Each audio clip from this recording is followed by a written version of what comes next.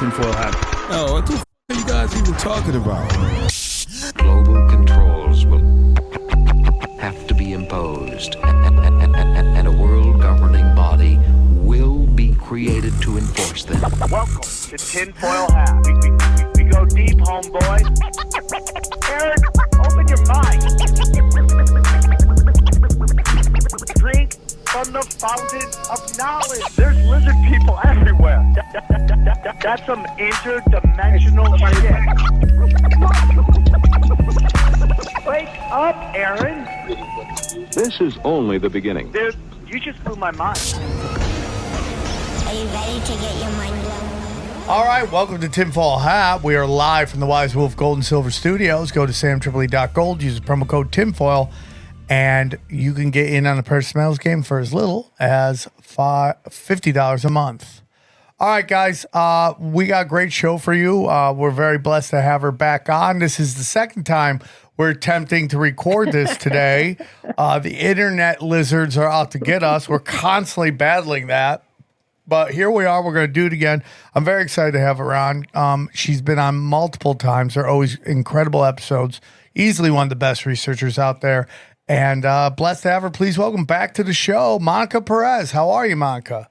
I'm okay, thank you. And I was a little worried when it was glitching out because I'm in like the blast zone of the fires and things like that happen. And you have to like find where there's a burned wire or whatever. So as long as it's not my fault, I don't care. No, I get it. And we were talking before the show about like how like I just want to get your feeling about living in LA. You live outside Los Angeles. You live in just outside of proper LA, would you say it is? So and you were telling us you were part of the fires affected your neighborhood. Oh yeah, it was really crazy. It was basically there's like 10,000 houses went down in Altadena where I live. The few houses around my actual house survived, but even those people mostly aren't back. And but I'm living here and it's crazy because the dump trucks go by, like 30 dump trucks at a time will go past my house. There's dirt and stuff because I have to like wash all the rubble. And then I guess for environmental reasons, they have one truck that just sprays water on my street all day long. So it's just a fucking mud everywhere all the time. I'm so it's sorry. Crazy. That sucks. I mean, my house didn't burn down, so I can handle it. But short of my house burning down, it's like the worst thing. Dude, I'd be so sad if your house burned down because we'd lose the second Library of Alexandria with all those books behind you. I have 2,000 books. Now I know they're not really out to get me because I used to think they burned my house down just to destroy the books. Yeah, They I had mean, an that's opportunity, incredible. So I'm not on the radar. That's good. I've been buying a lot of books, not reading all of them, but definitely buying a lot of books. You gotta keep them for the tunnels. Do you ever, do you ever think about what you're going to do with all the books once it comes to the end? I was going to get rid of all of them. My kids they think it's important that I keep a record. As long as I have a giant English-Chinese dictionary so people can read them in the future, I think they're worth saving. No, I'm with you. I love that. I love that. Because when I was younger and I lived down the street from where we are, I lived in this apartment. We had two older people there, and when it's so crazy because they were told the woman that she didn't have a lot of time left, and I never got a chance to talk to her. I wanted to ask her about how she felt about that. I've always wanted to wonder, like, how do you feel knowing the end is near? Yeah. But there was a guy that lived there, and he lived there for decades, and he died, and his kids just took all and just threw it on the street to be thrown out. And so I'm like, okay, so you have to downsize. You have to at some point downsize and get rid of unnecessary stuff and only keep stuff that you think the kids would want. And a lot of them were books they threw out. And I'm like, so I debate whether I should just like. Well, the fires, this where I live, people, when like they're empty nesters, they move up here because the houses are a little smaller. And they all talk about that, like, you got to clean out the basement. The kids don't want your I actually said that to somebody yesterday. I didn't think it was too soon. I was like, so remember when you were worried about that? Like, you don't have to worry about that anymore. Oh, my God. And instead of crying, like, he was just like, yeah, good point. I mean, I guess there's some positive to this, right? People, I was worried because I couldn't understand how people were handling, because I was watching TV. Like we evacuated in the middle of the night, in the middle of the smoke, the flames. And when we were watching the news when we got to a hotel, and I could see like something of my house was on fire. I later found out my patio was on fire. The fences were on fire, but I could see it. She was on my street. She looked up at the street sign. She's like, oh, we're on blah, blah, blah. I was like, she's in front of my house. So in my mind, like I was pretty confident my house was gone. And I literally, this is so bad. I literally texted my contractor before I even went to see the rubble. I was like, hey man, I'm first. So No, I got my I mind get around it. it pretty quickly. Now, I'm sure your experience at this moment is probably a lot different than our experiences right now, but I just feel like everyone's already memory holed. Like they've already moved on. Nobody's holding Gavin Newsom or Karen Bass's feet to the fire at all. No, No, but I could see, even like, in that, 1 no, month, even yeah, past the so- Gavin Newsom, the making someone pay for the consequences. I thought LA got together. I thought we were one. At one point, I remember everybody was like, it's LA. It's all about LA. And that disappeared really fast. Everybody was donating, taking pictures while they helped out. LA came together more for Kobe Bryant dying, for a basketball player dying. No, you're than they totally did right. But in the last, It was close, though. The It was a last close one. recording we did before everything went to Monco was talking about how the West Side is has super Trump derangement syndrome. Yeah.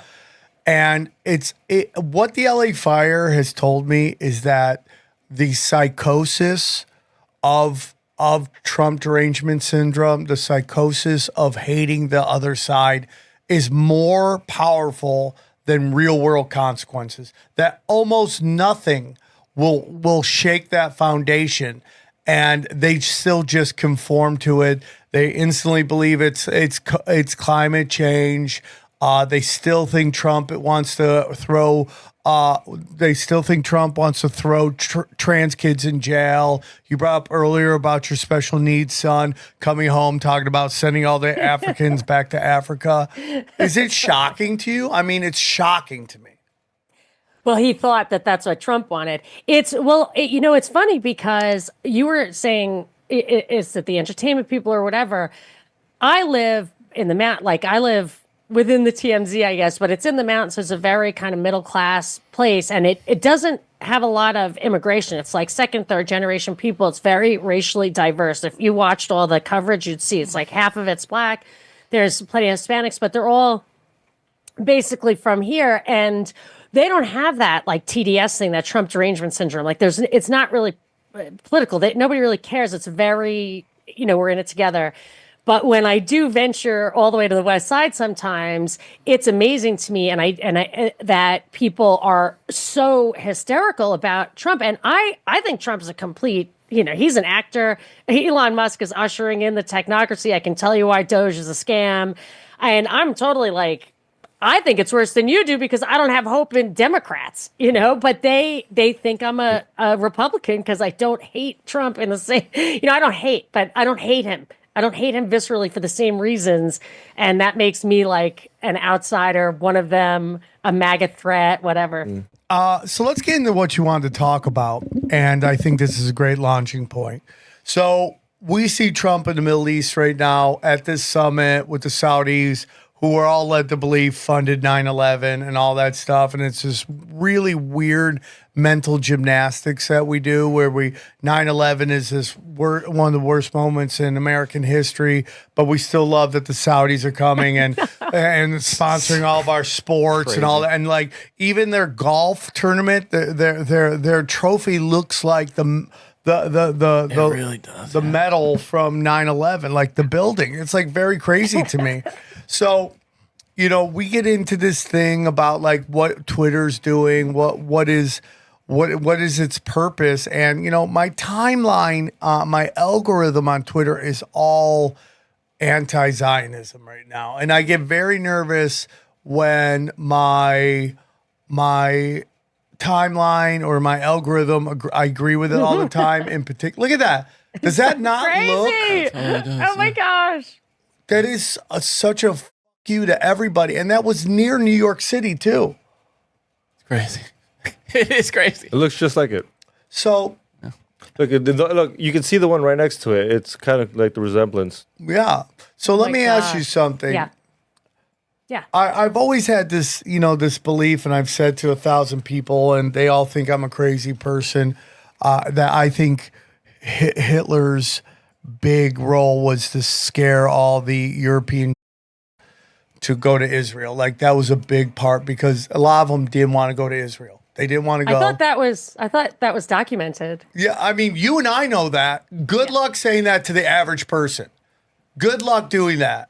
Yeah, I mean, it's probably illegal to say that in some places. Germany and pretty soon here. Yeah, I mean, they're trying. So what is your thoughts on it suddenly being everywhere all the time, this quote-unquote anti-Semitism? Yeah, there's no way it would be everywhere all the time if that isn't how the powers that be wanted it.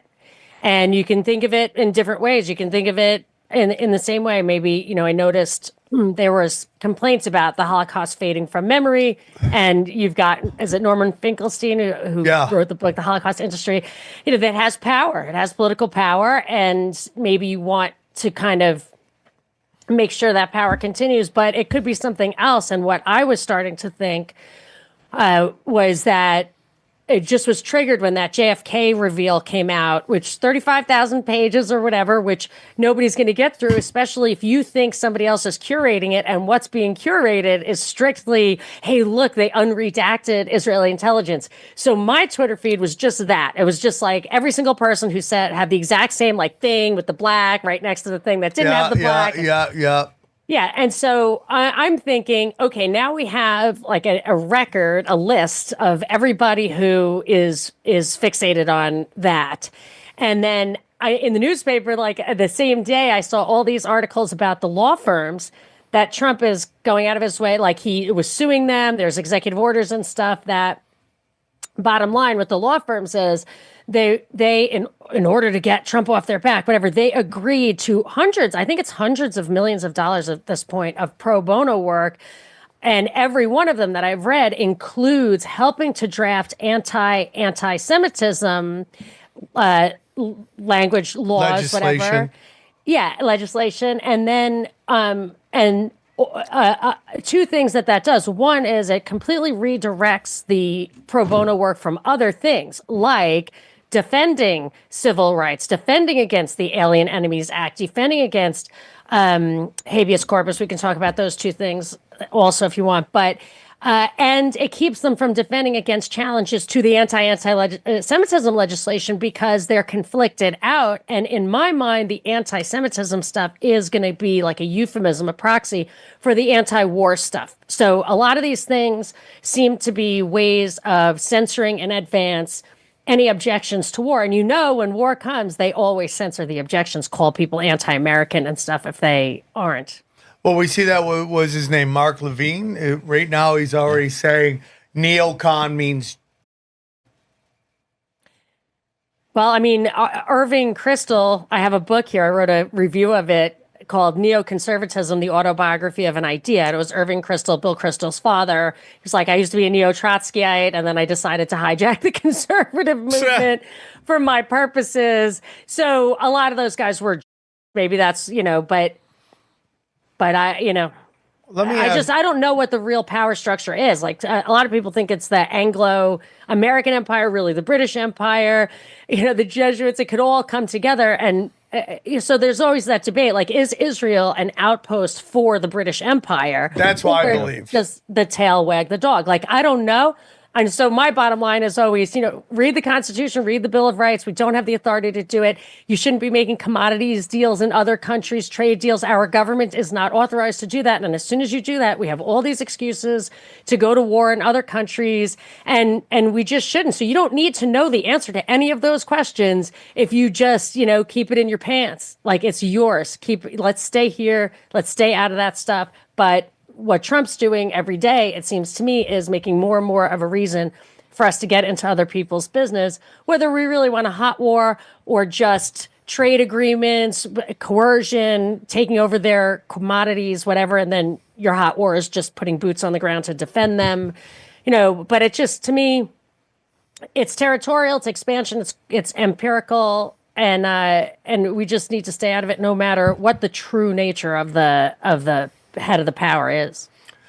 So your belief is that a lot of the stuff going on both on Twitter and in the Trump administration is basically a backdoor or a hidden move to get everyone to up their defense spending.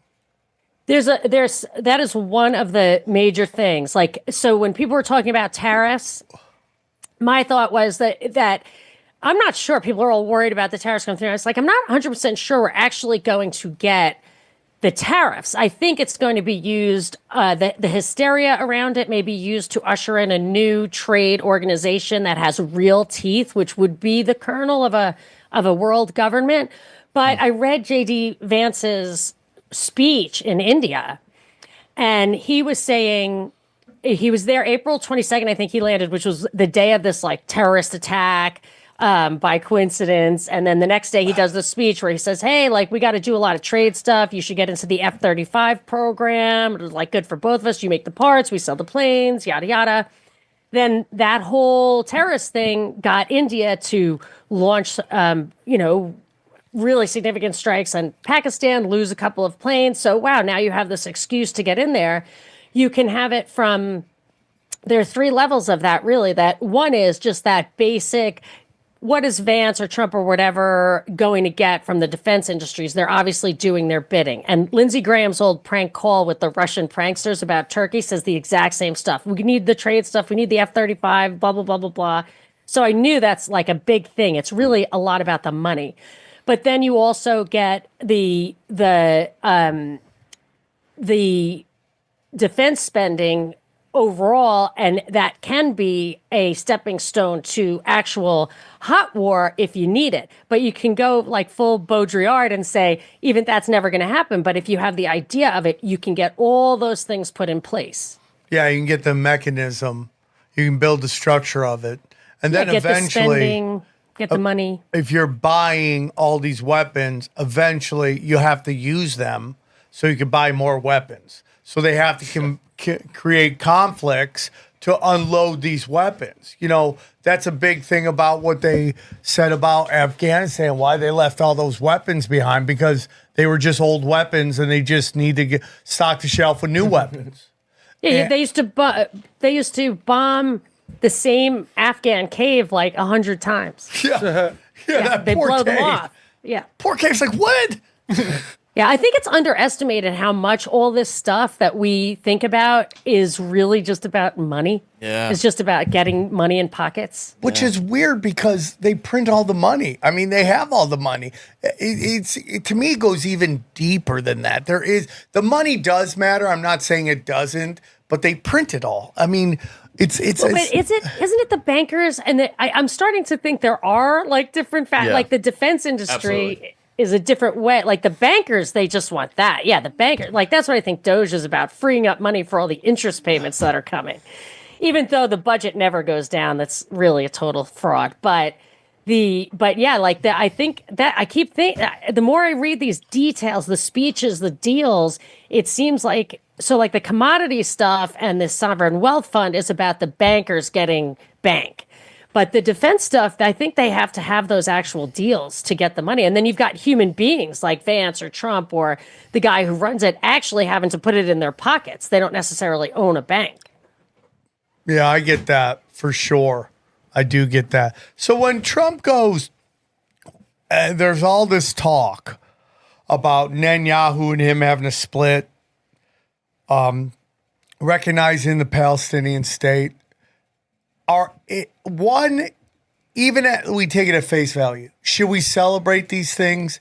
And two, is there any possibilities that any of this is true? Is there any possibility that Netanyahu has been used as some kind of what's it called? Boogeyman? Not boogeyman, but Scapegoat, or even what they call a patsy. In a weird way, a patsy. Like his job is to take all the, push the agenda, and then they're going, it's like goes back to what you said famously on the show in deep when you talked about how they're going to burn Fauci, and it seems like we're in the middle of that right now, where they become the fall guy.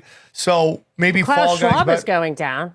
they're all once the brand is dead, you take the arrows. There right now, there's a trial about to start somewhere in Europe that literally Bill Gates has to defend himself in court, and here we go again, and we're talking about 3 burnt brands, 3 brands that their names are dead to the average person. They see them as evil, pure scumbags. But what would happen to them? If worst case scenario, what happens to Bill? What happens to Netanyahu? Like what's going to happen? Well, Netanyahu Netanyahu's is the one different, who's I in the think. most trouble of all of them. Who is? Netanyahu? Yes. I think the Israelis would fucking string him up or at least throw him in jail. You think the average person sees Bill Gates as a bad guy right now? I think when his daughters are on doing interviews trying to explain away all of his scumbag, I think there is this notion that he is not a good guy. So, I mean, all I've seen is just wall to wall press for him promoting this book. But I think what the press says and what people feel on the streets are 2 different things. It's just my tendency is to run everything by my family, and they would have and everybody in my family would have no idea other than Bill Gates. Yeah, he's that guy who spends all the money on helping Africans, right? Right. I don't know. It's like my mother. She's almost 80. I don't know if she has any clue what's going on. I mean, that's what, when I her think of stuff the is average on person, a basic level. But I'm talking about people who are constantly into politics, constantly into Netanyahu's different, though. Yeah, he is from different. those guys. Absolutely. Because he was on trial. Like, he was in trouble. So it's like Trump. I think Trump is someone who is going to take, all the sins of the neocon expansion into himself, and then you can slaughter that person or whatever. But with Netanyahu, he was actually in trouble. So I figured that's why Israel has protests against this stuff. They say we're protesting because we want our hostages back, and Netanyahu shouldn't be handling it this way. But who knows what that's even like? They're channeling probably those people saying this is insane, like this is crazy. But they get to say it's all Netanyahu, and maybe they can come out later and say because you could see how he manipulated the election. I think he lost the election 3 times, and he's still in place. And I wondered why. And then all of a sudden this happens. So yes, I think Netanyahu is a puppet, but I don't think he and Trump are on the outs. That interpersonal stuff, especially with those guys. Those guys are definitely playing their roles and are aware of it, in my opinion. Hey guys, real quick, I'll tell you about our good friend James McMahon and Copy My Crypto. The crypto markets are crazy, but the smart ones can make money off it. That's why you gotta check out Copy My Crypto. Let me tell you about Copy My Crypto. Dude, Bitcoin just went cuckoo crazy. Dude, and you know what happens when Bitcoin goes crazy? All the other coins go crazy. The meme coins, the cum rockets, they all go nuts, okay? Guys, it has to piss you off to watch crypto fly up in prices for a decade and you still done nothing, okay? It makes sense. Crypto's complicated and it's really boring. Well, here's the good news. You don't have to know a thing about crypto to make the money like so many have.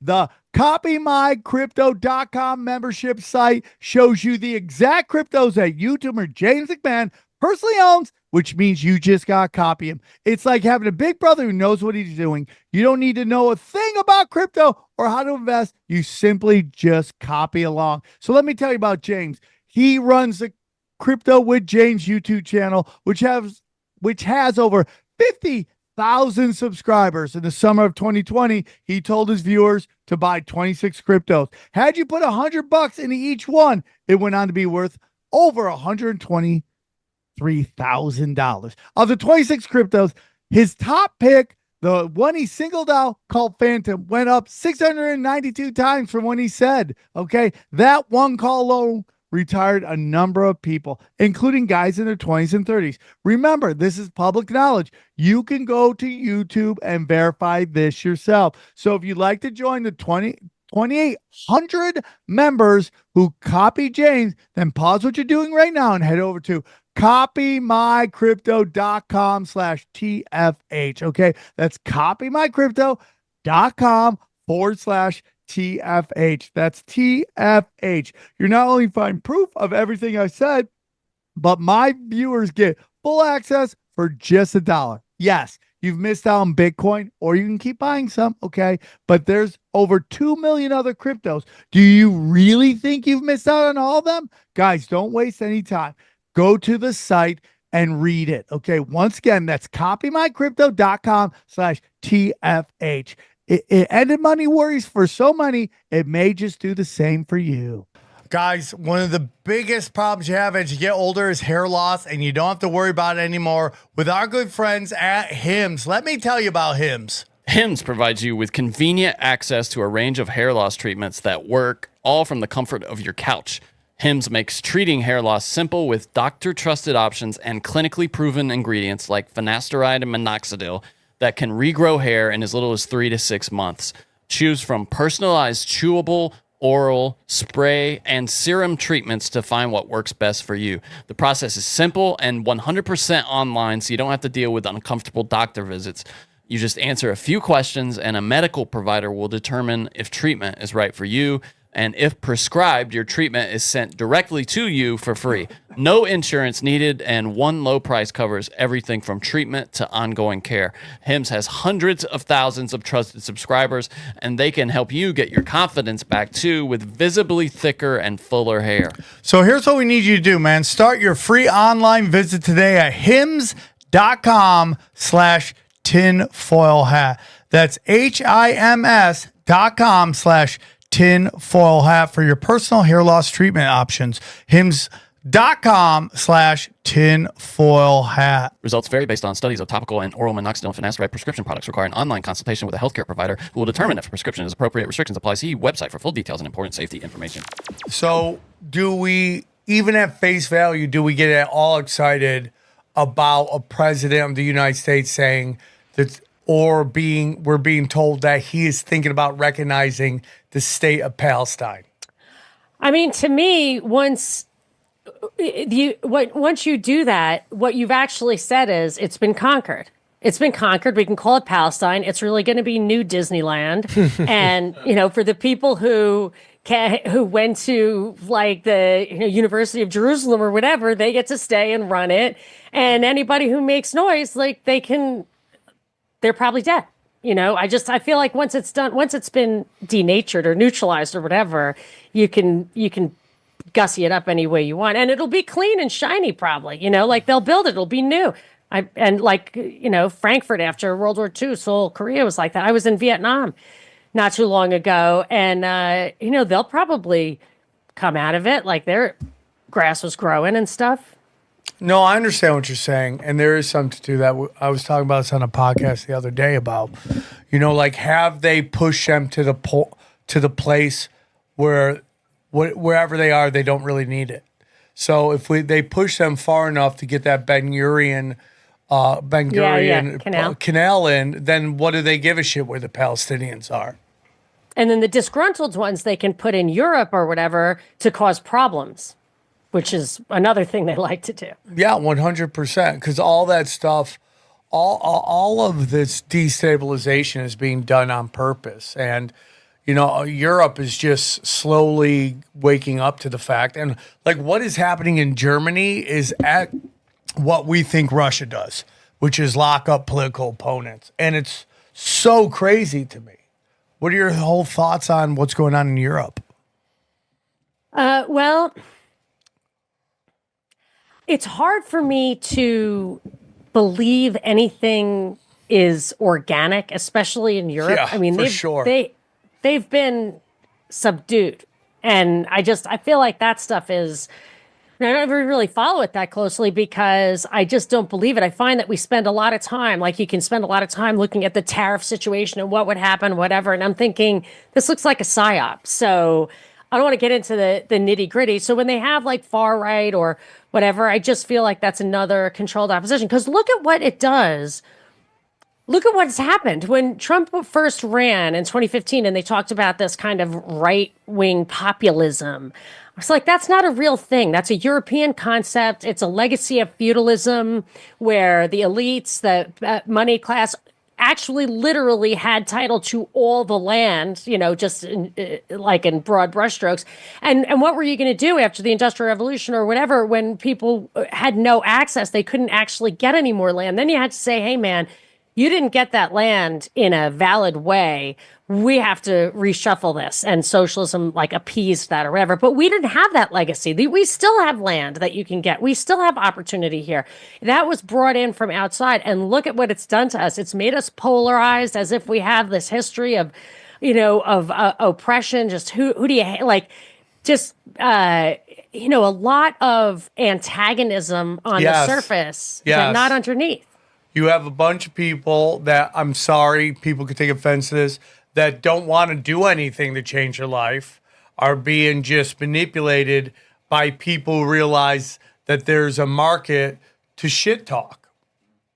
Right? And it's like when I said earlier about the post I put up about right-hand privilege. Right? I mean, so that woman is in some kind of auditorium, and there are people listening to her with her that's awful. serious? Yeah. Oh, I thought it was a bit. parody. Yeah, me too. Yeah. No, this was a real thing. Right? That's And fun. it never ends. But she realizes there's a market for her to step in. And, I agree man. with you with the pushing of the anti-Semitism, even though I personally don't believe in any protected classes. I think you protect people if you're hiding a truth that you don't want people to discuss.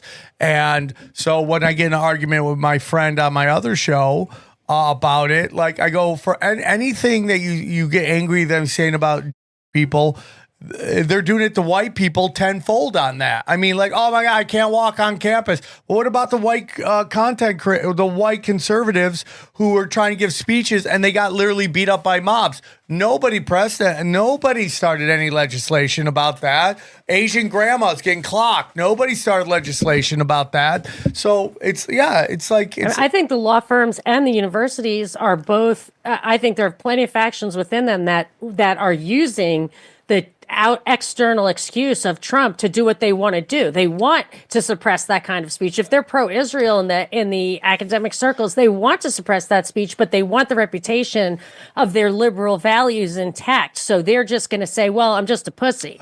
I couldn't, for the good of the university, I had to capitulate, but it's really what they want. Same thing with the law firms. I think agree. they really want. And I think they're sick of all the pro bono they're expected to spend on civil rights and immigration, all that kind of stuff. This way, they really can't. They're not allowed to do it anymore. They can spend it all on what they want to spend it on because, to the extent they're people in the control seats of control there are pro-Israel, they'd be happy to do it. But it saves their reputation. Trump gets to be the bad guy for everybody across the board. I agree with all that. It's this long con and program that's been going on with people, like especially the Holocaust and whatever happened in the Holocaust, and there's this notion that the Holocaust is the only true thing that ever been talked about, that nothing's ever been manipulated coming out of there, and then you use that constantly to just brainwash a group of people that. And my favorite, you terrorize them. You terrorize them. Think that they're going to be exterminated. I mean, I had one of my best friends was died, and she used to say that all the time. Like, I don't even know if she was joking. She's like, well, she wouldn't believe in 9/11. She said, because then they'll take pressure off.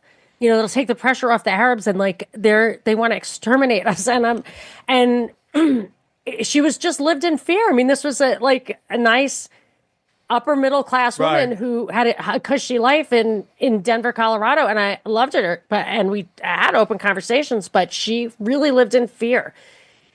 Yeah. What did you post on X the other day about? I clicked on it and it was this little cartoon thing that said the soap out of humans. I watched the whole thing. It was an Owen Benjamin and it was thing. hilarious. And I was watching. I was like, dude, you couldn't post this on Twitter back then. If Elon back didn't, in the day, if Elon went about you couldn't post that literally anywhere else. But you follow someone like Laura Loomer, who she does a lot of great work in some spaces, man. And you're kind of like, okay, it's an interesting take. And then she tweets her and her friends are up at night talking about how they want to nuke all the, and you're like, that is trauma. That is constant traumatization from when you're a child. And it also gets into real quick. Sorry about this. This kind of fits into this whole P. Diddy, like his whole defense. Do you know what his whole defense is? His whole defense is y'all jealous of me. That's literally his defense. Y'all jealous. And like the last time I saw that was Carlos Mencia, and Carlos Mencia was like, oh, everyone thinks I'm stealing jokes because they're jealous of me. You have no defense when your defense is everyone's jealous of me. P. Diddy is dead in the water. Whether he gets convicted or not, I don't know, because we don't know what shenanigans are going to happen. But that's your defense. That is literally what adults tell young people to.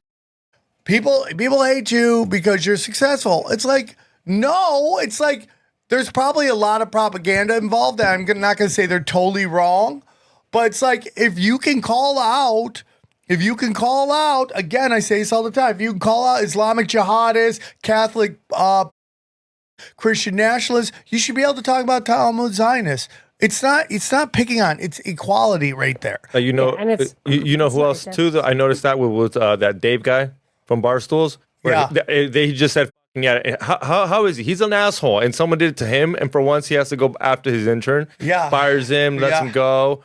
I'm just like, it's like, cancel culture. What happened to your cancel culture? This, I can't remember that. I could not identify the quote, but there's a great little volume called The Law by Bastiat. And it was kind of, I think it was around the time of the French Revolution. He knew he was terminally ill. He was young. I think he had tuberculosis or something. So he could write whatever he wanted. And he wrote, just be careful when you're a revolutionary, that your goal isn't just to turn the tables. So I see the stuff when you tap into the terrible history of African slavery, and I'm sure American Indian slavery part of it, although nobody ever talks about that. That you get them, and the same thing with terrorizing or any ethnic group. What you really want is justice, true justice, the idea of social justice. So support the Bill of Rights, really go to the mat. That was my first indication that Trump was not going to deliver on the hopes of conservatives, because when Obama was in office, people would always join me in being absolutely like, I don't need to know if it's a conspiracy or not. I don't need to know if it's a false flag. Are they asking you to violate the Bill of Rights using this event? If so, don't ignore that event and defend the Bill of Rights. And this is all a way of using the one thing that was probably the one thing that was a negotiated position that protected us from government, and that was the Bill of Rights. And they get the actual individuals in the minority group to not defend that, to want to turn the tables, and then you're just going to have more of the same problems. I completely agree. And this gets into some, again, Dana's like, yeah, my family wants to know about your podcast. I'm like, don't let them know about my podcast. Do not let them know about my podcast. Don't let them listen to it. My husband does that too. I'm like, don't tell anybody I have a podcast. Yeah, don't show her how to listen. Don't show her any of that stuff, because this is such a nuanced conversation. There's they're going to hear buzzwords and I'm going to be excommunicated. People don't realize that I'm arguing, the position of like love and justice. Like, it's you're right. The buzzwords make people like, what? Because if you study what's going on, what they don't realize in demanding special treatment is what you're basically hurling us towards is martial law.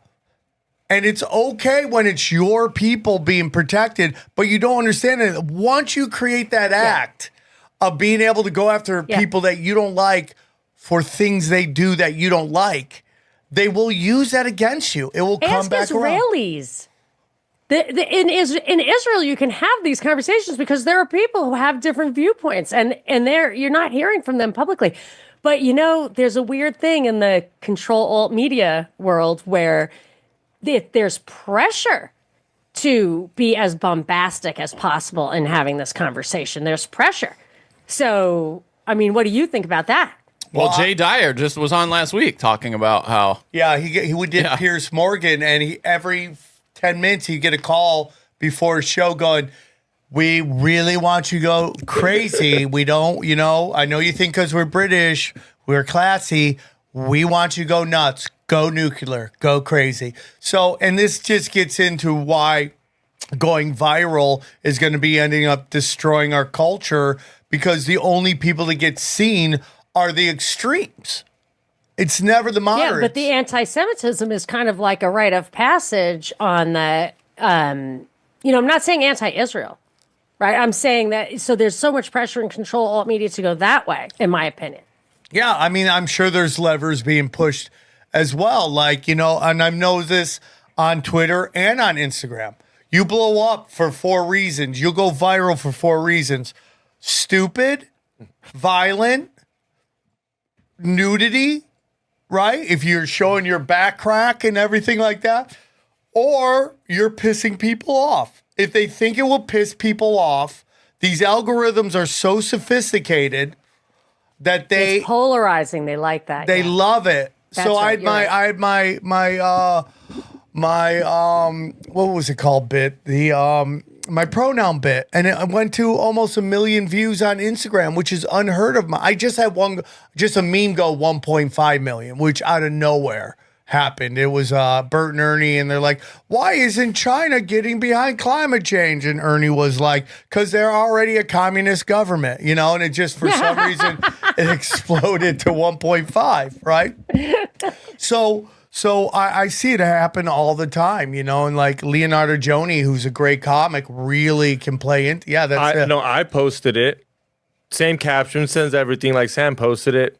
Not even one tenth of it. That's what I mean. Like, how do you know when? Because these algorithms are so sophisticated. Like on my, I know you guys think I'm crazy, but I study this shit. On my Instagram, the algorithm is so sophisticated. It could tell when it's a video clip.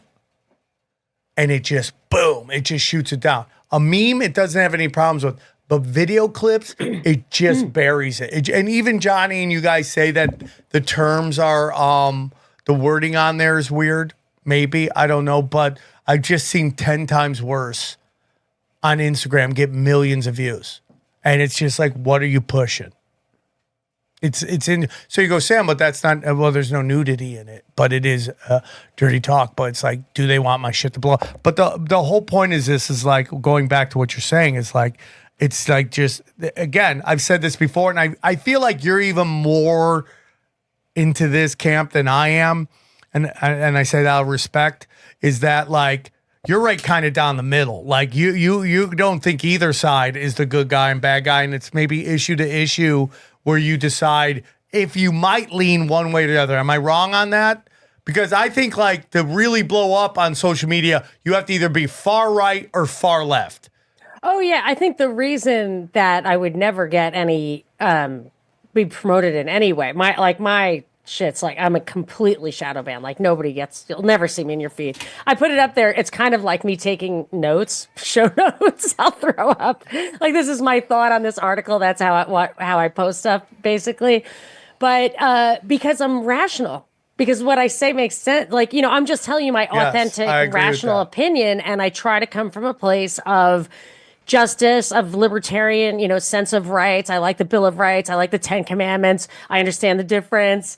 And I think it resonates with people. And I'm pretty skeptical about the validity of the news, because I think a lot of times the things that are in the news are meant to waste our time. So we get stuck in that 24-hour news cycle instead of saying, hey, like the details of this thing does not matter. Just make sure that you're, the process is also important. Like make sure you're sticking not only to our rules, but also make sure people have their day in court. That's why I didn't like the Bill Cosby thing. Like, I don't care. He just did not really have his day in court. A lot of his rights were suspended, and you have to pay attention to that stuff. And this is the message they do not want out. That's why they replaced Ron Paul with Trump. Yeah, I agree. And we've been saying it here forever. Again, their whole thing, they want martial law. So what they do is with the left, they give you January 6ers, and the left was totally fine with just annihilating these people. And now we have it with the MS-13 people, with the right and the pro-Palestinian people. And, that clip you cut for me, which was great. I mean, I'm just choppy in my delivery in it, but I like the clip a lot. But, it's like, the whole thing with these pro-Palestinian people, they're like, You know, oh, you can't come to this country and criticize it. You're not allowed. But yet, Jordan Peterson and his daughter, that's exactly what they're doing. On every clip that they're doing, they're questioning the, freedom of speech. They're questioning the way this country operates. And they literally ran from Canada, where the dad had to go through sensitivity training on the internet, and they locked up all the truckers' bank accounts. But yet nobody's calling for the Petersons to be sent out of the country. Nobody. And they don't understand the hypocrisy of that. Like, literally, they've gotten both sides to be okay with people that they don't like having their rights being thrown out. Well, I think the immigration stuff, I think there was something in Florida I heard this morning. They're standing outside a nursing home trying to bust the fucking orderlies. You know what I mean? Like the nurses' aides for being illegal immigrants. Like, okay, who's going to do that job? Like, you know how expensive those places are anyway? But so they're taking this immigration and the low level, the illegal immigration that would actually actually helps us take care of our kids and our houses and stuff. And they promote the high level. We want the people who are, well educated, who is going to compete with your kids to get into college and to get jobs. That's a great point. And drive, yeah, but they're taking the immigration stuff, this Alien Enemies Act, the writ of habeas corpus, all of these things that even real ID, using immigration as an excuse. But once those things are dusted off or put in place, then they can be used to suppress war, the anti-war sentiment. Yeah, I really do agree with that. And it is about martial law.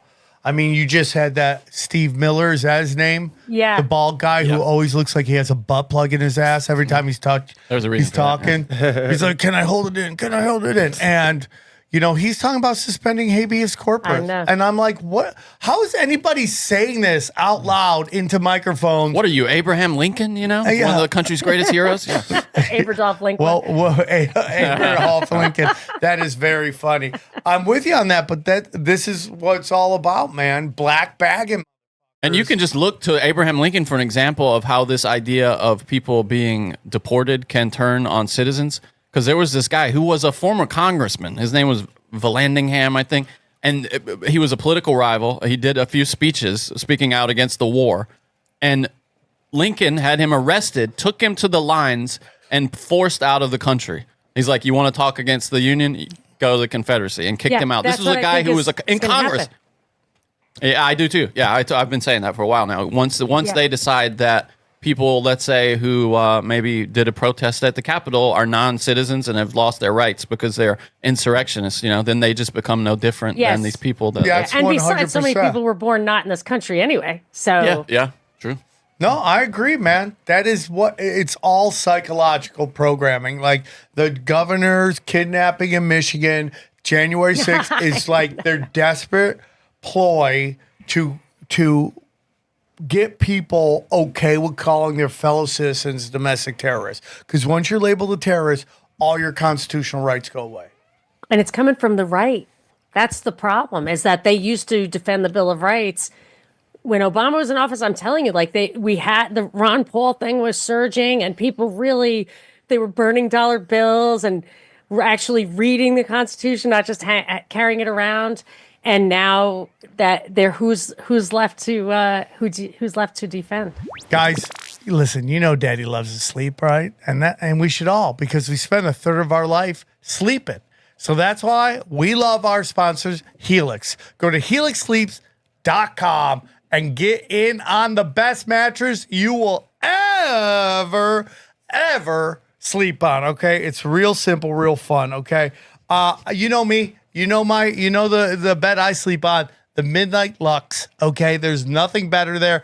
It's real simple. You go to helixsleeps.com, okay? You take their quick little quiz, bang, bang, pow. You get into it. It will find the perfect mattress for you. How do you sleep? What do you like? You like firm? You like soft? You sleep on your side? You sleep on your back? They have the perfect mattress for everybody. It solves all the issues, night sweats, back pain, motion transfer, all that stuff. Helix solves all of them, okay? I love it. Johnny, do you love it? I absolutely love it. I have a Helix mattress from way back, probably like 5 years ago, and it's absolutely identical to the day I got it. It's wonderful. Daddy loves his Helix.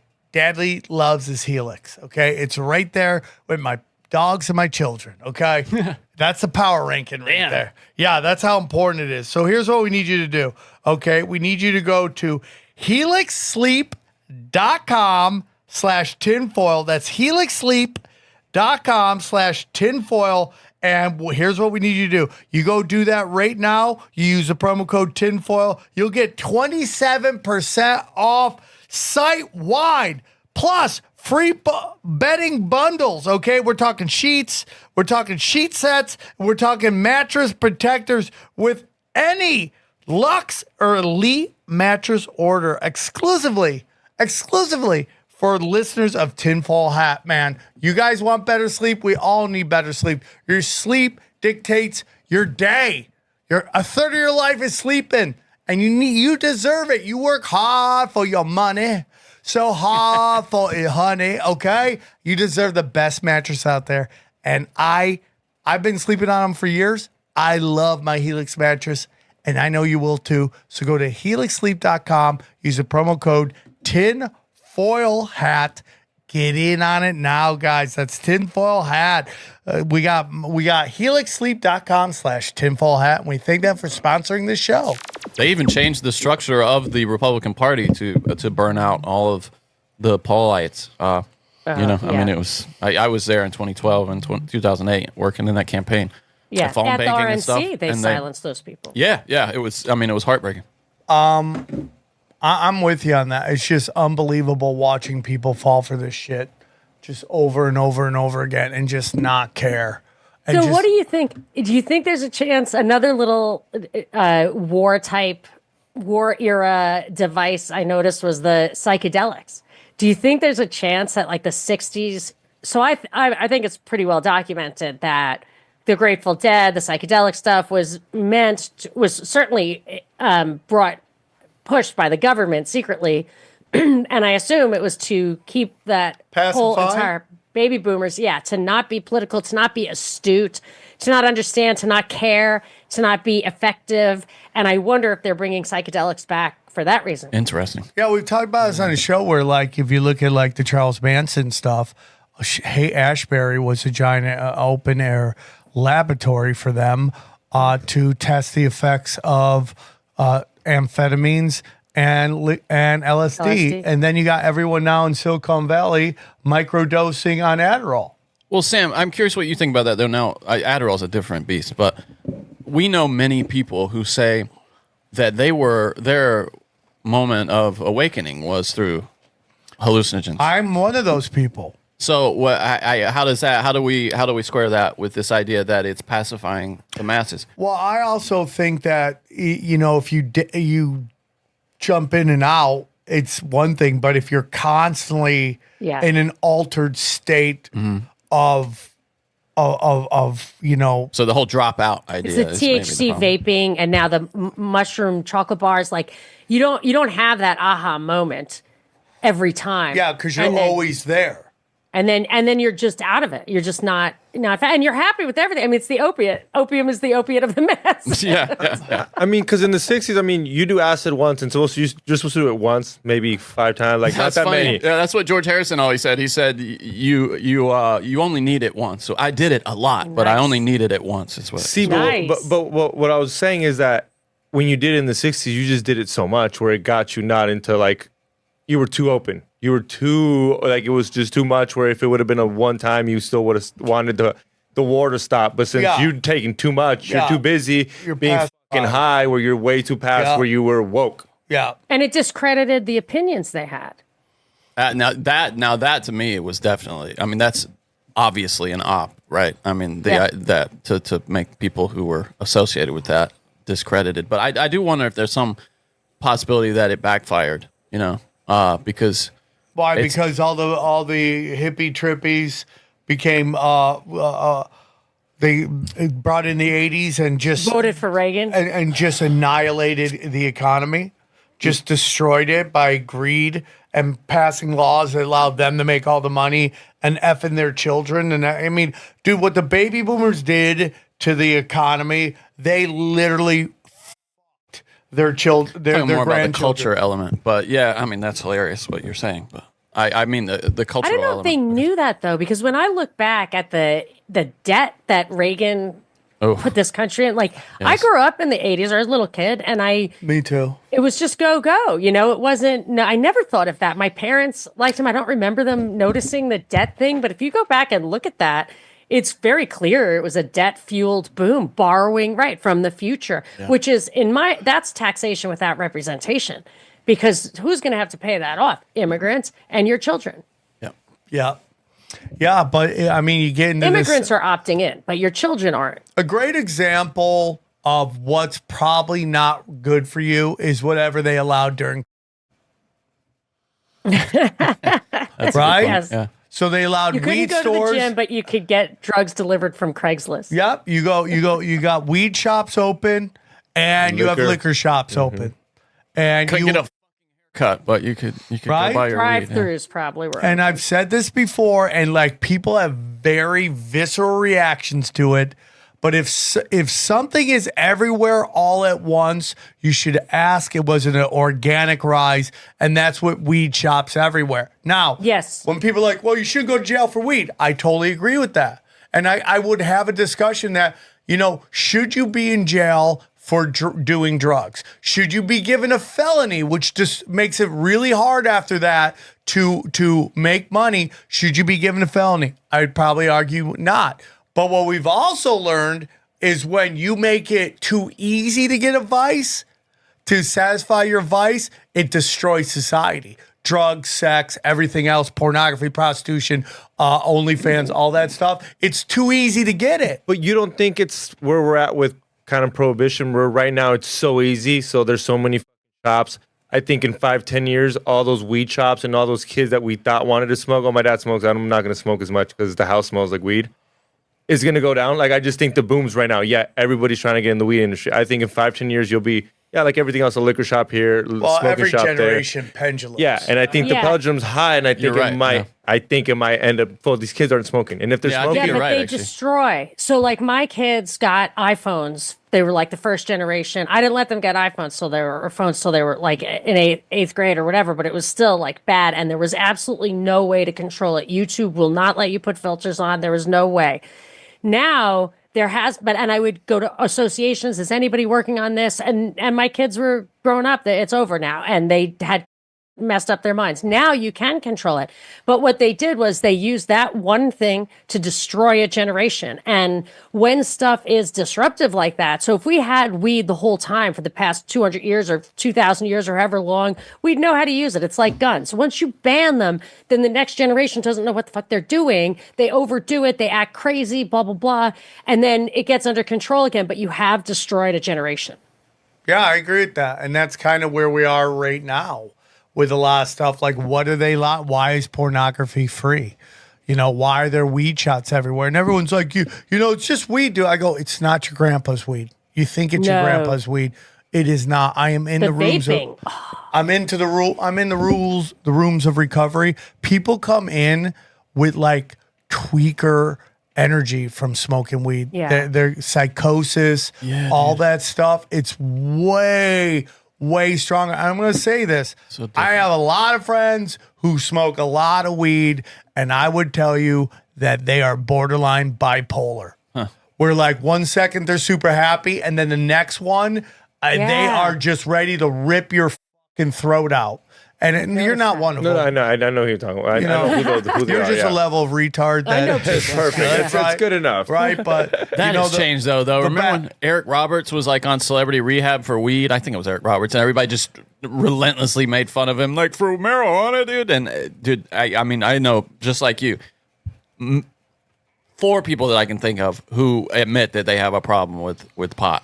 And think of how much they must spend on it. It's like heroin. I have Yes. 2 siblings who died from heroin related stuff, and like the Jones goes from 0 to 60 pretty quickly, and then it's pretty much all you're spending your money on. And even I don't know how much pot is the vaping. Like she knows. But it may No, build up. it's. I mean, I'm not gonna lie. I work for Be Real for Dr. Rutham. We get some nice prices, but I can't imagine going to dispensaries. It's a 15% tax on top of what you are paying, which isn't cheap.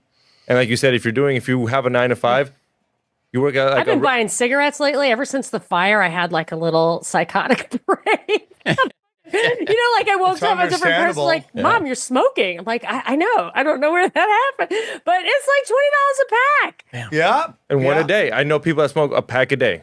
Now These multiply Zins to are like super expensive. Are You Zins buy expensive? four- Do you buy 4 of those things? It's almost $60. Shit, dude. How long one of those lasts you? A week? 2 days. 2 days, 30 bucks sometimes a 30, 3. 30 bucks a day, 20 bucks a day. Yeah, I mean, it gets like that. Let's get sponsors. But I just, it's like, I think everybody has a capitalism. vice. It's just, what is your vice? Maybe you knit too much and people are like, calm down with the knitting, but everyone has something that kind of takes you out of it. But it's like, it's too easy to get it now. And I again, agree, totally. this goes on to this thing that I just posted on Instagram about how, Hollywood and our society has gotten rid of outlaws. Like everything is conformity now. And like when you look at like the trans, the adult film stars, all these stuff, they used to be outlaws that lived on the fringes. And they were there because a lot of it's trauma, a lot of it's inability to function in society. So they lived on the fringes and they took all the positives and all the negatives of that. But now they're mainstreaming it, and like most people aren't built for that lifestyle. They can't handle it. So okay, how do you help or do with porn? Like would you like 21 and over? How do you make sure kids aren't looking at porn? Back then, you used to have your Maka, stash. would you agree? Like, isn't it insane that we don't have 18 and under phones or 21 and No, under phones? there is a new thing I got because my son has Down syndrome. So he's 22, and I got to deal with him like he's a 14-year-old. And I found this phone called the Pinwheel that you can actually control. But I've been actively looking for that for 8 years, and it only just happened. And then, the cat's out of the bag. But the stuff with porn, I mean, that's when I start like questioning my libertarian roots, because I feel like the libertarianism was, ostensibly created maybe by the same guys who did the neoconservatism and stuff, like where the underlying purpose was to exploit their, you don't want minimum wage, which I absolutely don't. It's economically ridiculous. But, open borders in a country that isn't free like ours, like that has welfare and that has minimum wages and stuff like that. It doesn't make sense. You can't, like, you would just 7 billion people would come in. You just can't do it that way. But it gets you to kind of, advocate strictly. And then I just look at porn and I think if you really had a nation state that had a fairly homogenous culture, or at least gave a shit about their next generation who were their own children, you would want to control that. It's like, it's addictive. It's bad for your soul and your mind. It's disrespectful towards other people and yourself. And I just, if you had a strict enough culture, you wouldn't need the laws, but we don't have a strict culture. We have a super, factionalized culture, fragmented culture. So, I don't like laws, but we have kind of the worst of both worlds now. So here's what I think. I'd love to hear your opinion on this. I believe we should live in a conservative society with a liberal rebellion. Okay? Where we have kind of things, families, nuclear families, this understanding that we have to protect 4 pillars of society, which I believe are: we don't steal, we don't commit unnecessary violence, okay, we protect children at all costs, and we shun lying. Like, we need to have those pillars for a proper society. And I watched Tony Hinchcliffe on Bill Maher. What a great timeline this is, huh? It truly I fucking love this timeline. And I love it. I love it. I love it. I love it. I love it. I love it. I love Tony, and I love the timeline. And it's like Tony's just crazy enough not to kowtow to Bill Maher and just push back. It's great. And Bill Maher's like, the right is just way more dangerous than the left. Yeah. And I go, well, if we have those 4 pillars, we can argue about what side condones lying, and there's a good argument both sides do it equally. So Yeah, we'll take lying, that that's down. the good one. Right? But the 3, which are you don't steal, you don't commit unnecessary violence, unprovoked violence, and you protect children at all costs. One side is eroding those really bad under cultural Marxism and stuff like that, right? So I believe we have to, because I'm not saying that we should control what people do, but most people can't handle ultra liberalism, progressive. They can't handle the freedom Especially of choices. children. You're right. I mean, that's a tough one. Child protection services have been known to actually do the exploitation, take kids away for, illicit purposes. But I mean, that's the problem, is that our institutions are so corrupt. It's not even imaginable that you would have a government that actually tried to do what it was supposed to do. That's like when you went to Vietnam, they were talking about their president, whatever. And I said, "You guys vote?" She said, "No." And they are protecting them there. I don't really, it's just been so long since I've even been able to conceive of that. But yeah, I mean, I think you have to protect people who can't consent, who aren't mature enough for it, actual children. When you had a family, that was just a given, and the community would be horrified if they would actually go in your house and fucking beat you up. So it feels like our institutions, from the family to the government, just are so corrupted that we're, it's like kind of the death, the nadir of civilization at this point. And this has been done over a long series of time. This isn't an overnight thing. They slowly but surely. I say this all the time. It's kind of like if you have a housekeeper for 20 years and just over time, she just replaces everything at a small moment that by the time she's done, you don't realize your entire house is completely different, but she's been manipulating it at a slow, the lizards are, right? The lizards are, right?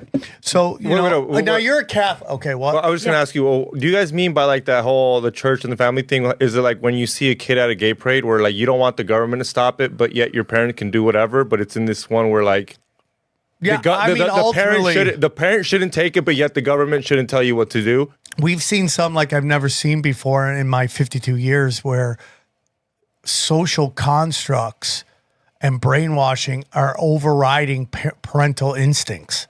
I've never seen that before. You're not allowed. So not very long ago, you would not see football players wearing pink socks, like professional football players. Yes. Right. And then the Susan G. Komen thing. And I remember thinking, and there, it was not that long ago that you really couldn't get those kind of guys to advocate for same-sex marriage. They'd be like, yeah, I don't want to comment on it. That kind of thing's not for me. No, there was a cultural, like, let's try not to, like, we don't have to talk about, like, Uncle Johnny, who clearly likes guys. Easy. He can come, he can bring his friend, whatever, but we're not going to, and so it was, so you wouldn't, if you don't want your kid going to a gay parade, they probably wouldn't. Like, there were your family, your community, these layers.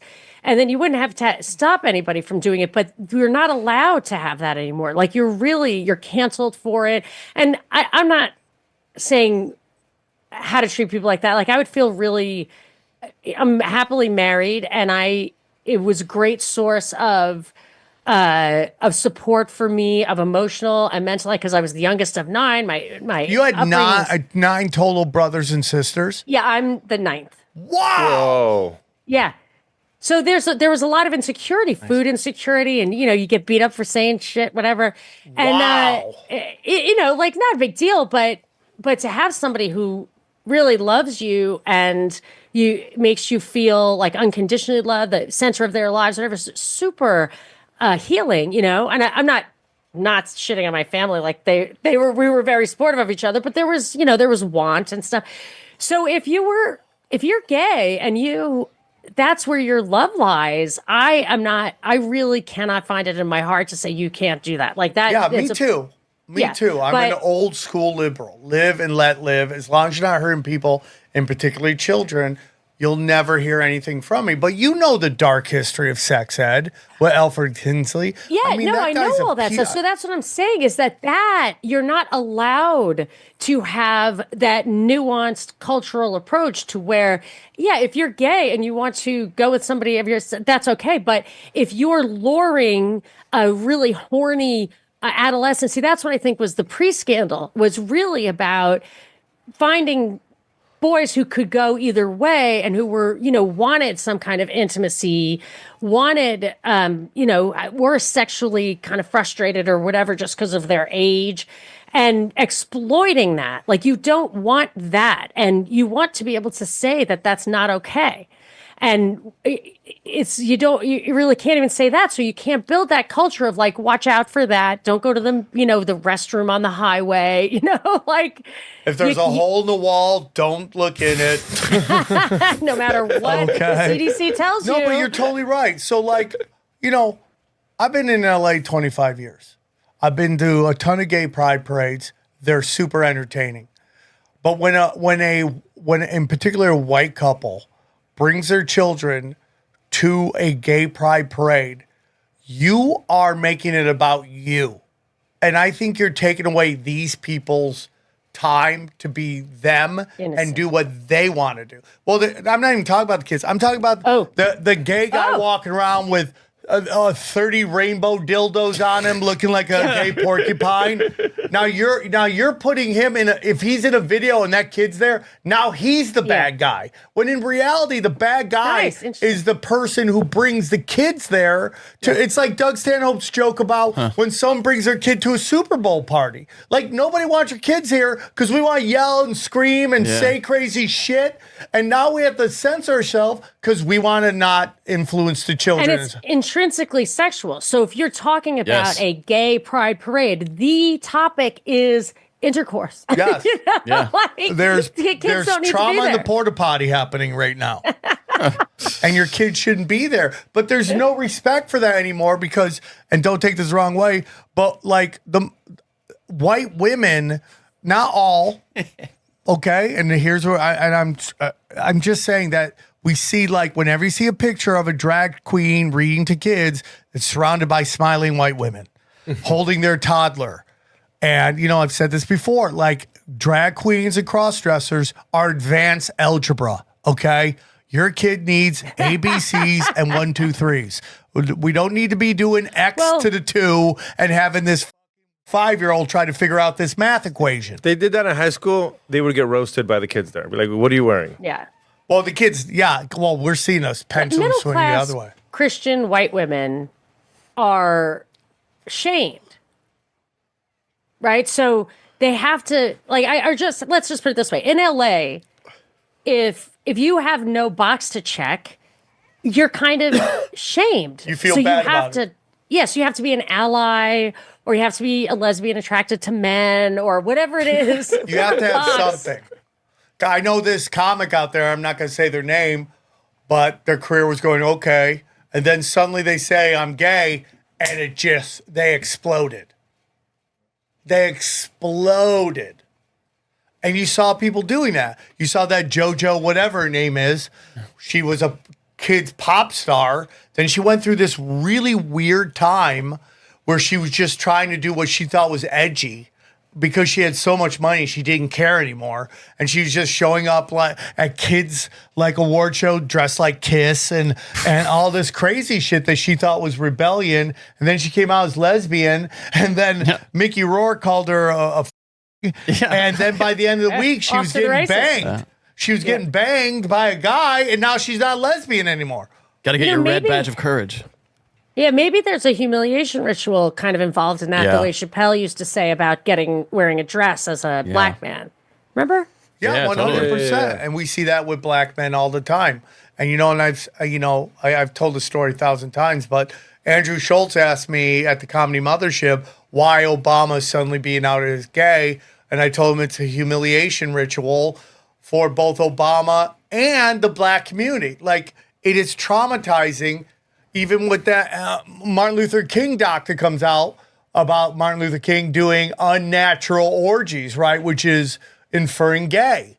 Now, yet another public figure of the black community is now gay. All the rappers are gay. And Michael Jackson diddles kids. I don't think he did. Yeah. Nope. Oh, Sam. I don't know. It's one of those crazy ones. All I say is this: Dana did multiple Michael Jackson videos, and in his green room, his own personal green room, there were multiple issues of Tiger Beat magazine, which I always believe was never meant for little girls, but it was kind of a way to make a magazine for. Oh yeah. That's my belief. It was like Abercrombie and Fitch or whatever.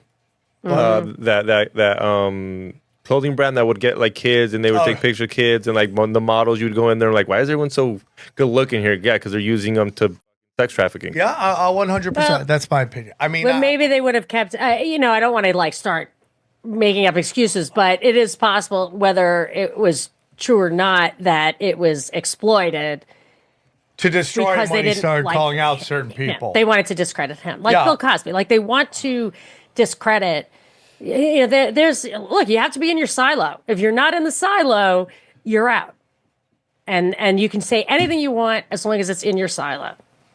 So, I'm reading over your notes right now. We're going to shift focus again here. Sure. And you bring up the Ukraine and justifying boots on the ground. There's a part of me going back to the Palestinian state that believes if we have this administration suddenly take a 180 on Palestine and now they want to protect them, that's somewhat of a backdoor way to get boots on the ground in Gaza. I think that Houthi thing might also be that. The Houthi, the Yemen, it's basically their government. They call them the Houthi rebels, but it's basically the government. Trump went over and made a deal with them and said, yeah, but you can keep bombing Israel if you want to. And I'm like, that doesn't sound like the Trump I know. Yeah. And it could be giving Israel an excuse to continue to fight back, but also say, well, let's get to the source of the problem. Let's pop off some, whatever's on Iran. And then Trump gets to do what they always want to do, which is say, see, when we don't get involved, it gets crazy. And now we have to go in and mop it up. So I don't know if they're going for a hot war, but I can see that whatever they say, oh, he was just about to help them. But then, he was for not getting involved in the war.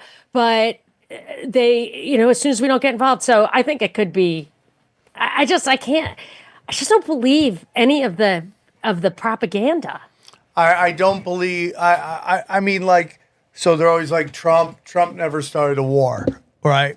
Well, when was the last time we declared war? When was the last time we went through the proper channels in which are set up by our forefathers to actually engage in war? We haven't done it forever. They've bypassed that. They have said that style is old school, and we go to war when we want to go to war. Do you think that's what they mean when they say that, though? Because they mean like boots on the ground, like Iraq, Afghanistan, which also weren't declared. But those are war. Right, but they are wars. But he hasn't done one of those. I think is what people mean when they say that. Bombs he dropped on Syria. Don't get me. No, hey, I'm a Ron Paul. I think all that shit is war. But when Trump people say that, what they mean is he hasn't put boots on the ground in great numbers. Well, what about dropping bombs, though? I think that counts. But when I'm just saying, I'm making a distinction here. Yes. But we've also, Johnny, caught them lying about how many troops are there. So when they say there's no troops on the ground, there's that famous press conference where he's like, yeah, there's only about like 3,000 troops over there. And then it's like, so funny. No, your own data says it's like 10 times that. No, I totally agree. I just think that's 10 what people times mean. it again. Yeah, and that's another way around. That's another way around it where they're not troops. That's the future. If you ask me. Oh yeah, well, no, and so are drones and stuff. And I think Trump provided the backdoor to Ukraine. I remember with that impeachment thing, his first impeachment trial, I thought, that what could the purpose possibly serve here? And it's like, well, if you get Democrats to get mad at Trump for not giving military aid to Ukraine, guess what's going to happen when the Democrats are in power? It's going to be all about, oh, finally, we get to give military aid to Ukraine. Now, you can't really put boots on the ground over there. Maybe we have them over there. I don't know. But it's effectively de facto if you arm them to the teeth, and then the guy you support conscripts everybody walking around on the street. I think that's a proxy war. And I believe there's ethnic cleansing going on over there too. Of once again, we're seeing the mass murder of white Christians in Ukraine. Yeah. I find such a hard time believing the news that I'll sometimes read RT, I'll read Moon of Alabama, which I think is pretty good actually. But I read these, I just never know the truth. Sometimes it'll say 1 million guys died. Some will say a couple 100,000 died. Like, it's hard to tell. It seems like that's straight out of the Ministry of Truth. Yeah. But I know before Russia, quote, invaded, the West had killed tens of thousands of people in the East, at least. I think the official number was 14,000, and they needed to get the Nazi battalion to do it because the regular soldiers wouldn't do it. So if that's what you mean, those are the probably. Well, how about the mental gymnastics of the left calling everyone they don't agree with a Nazi while simultaneously demanding that we fund the Ukraine war, which is basically funding Nazis? I was pretty upset with what the Pope said. I want to get into that. What are your thoughts on that? Yeah, look, a couple of things that I didn't like. That first of all, as soon as I heard it was an American Pope, I was super bummed. Why? It's like, okay, because now obviously they're setting up something, and we're at the center of it, which bums me out. So making an African Pope, the African church is growing. Just take the focus off of us, because how do they pick one? But sorry, do you know how they pick them? Is it just because they like you? Do they vote? Do they? It's a dick contest. They just put a movie out about it. Yeah, it's so fantastic. Funny. Yeah. It's a lot of backroom dealing, from what I understand. Like, even the thing with Ratzinger, who was Pope Benedict, the last one, and then he abdicated for the first time in hundreds of years, they said that I heard from Guido Preparato, who you talked to, he worked at the Vatican, and he said, well, there was backroom dealing. They said, we'll give you 7 years to turn the ship around, and if you can't make your way work, we're going to put in, the uber liberal. And I think there's just backroom dealing. And sometimes they'll stack the deck. They'll, like John Paul II, put a bunch of new cardinals in there so more people could vote. But what do you think they want to do when you say that, when you can't right the ship? What does that mean to you?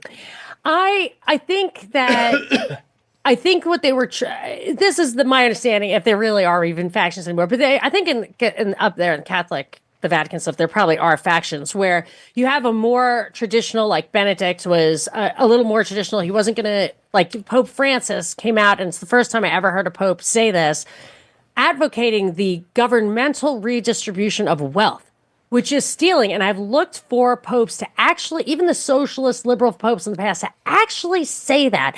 And nobody ever did. Maybe the translation was wrong, but there's some popes that really aren't going to push the envelope on that stuff. And Benedict wouldn't, and I think there are a lot of Catholics who won't. And then there are the ones who want to reform, maybe would want women priests, which I think would be like a terrible idea. John Paul II actually made it pretty clear that should never happen. So like that would be a really major thing. And you can imagine it would you'd just be another Protestant sect, which I like the. Are you Catholic? I like the ritual. I'm Catholic. I go to church every Sunday. It's very hard for me to picture myself sitting around in heaven, smoking a cigarette, dishing with like people whose name I know. But I live like that. My mother said, when she was 19, it's just a better way to live. And so it is a better way to live. No, I get that. My parents were very good people, and it was very important to them. And, out of respect for them, there's no reason it's for community. me to abandon ship. And you've got to stick with it. So it's not the Vatican that's the church. It's the people. All you have I to do, agree with that. and they do it. They stick to the 10 Commandments. They stick to Christ's 2 commandments. They really, really do. And if Americans would really defend the Bill of Rights, they could last 2,000 years also. I totally agree with all that. I think that's the same thing with Jews. I think most of them are just community oriented, and they really just want to connect with others. And yes, I and agree. just like every group at the very high top, and this is every religion, there are psychopaths.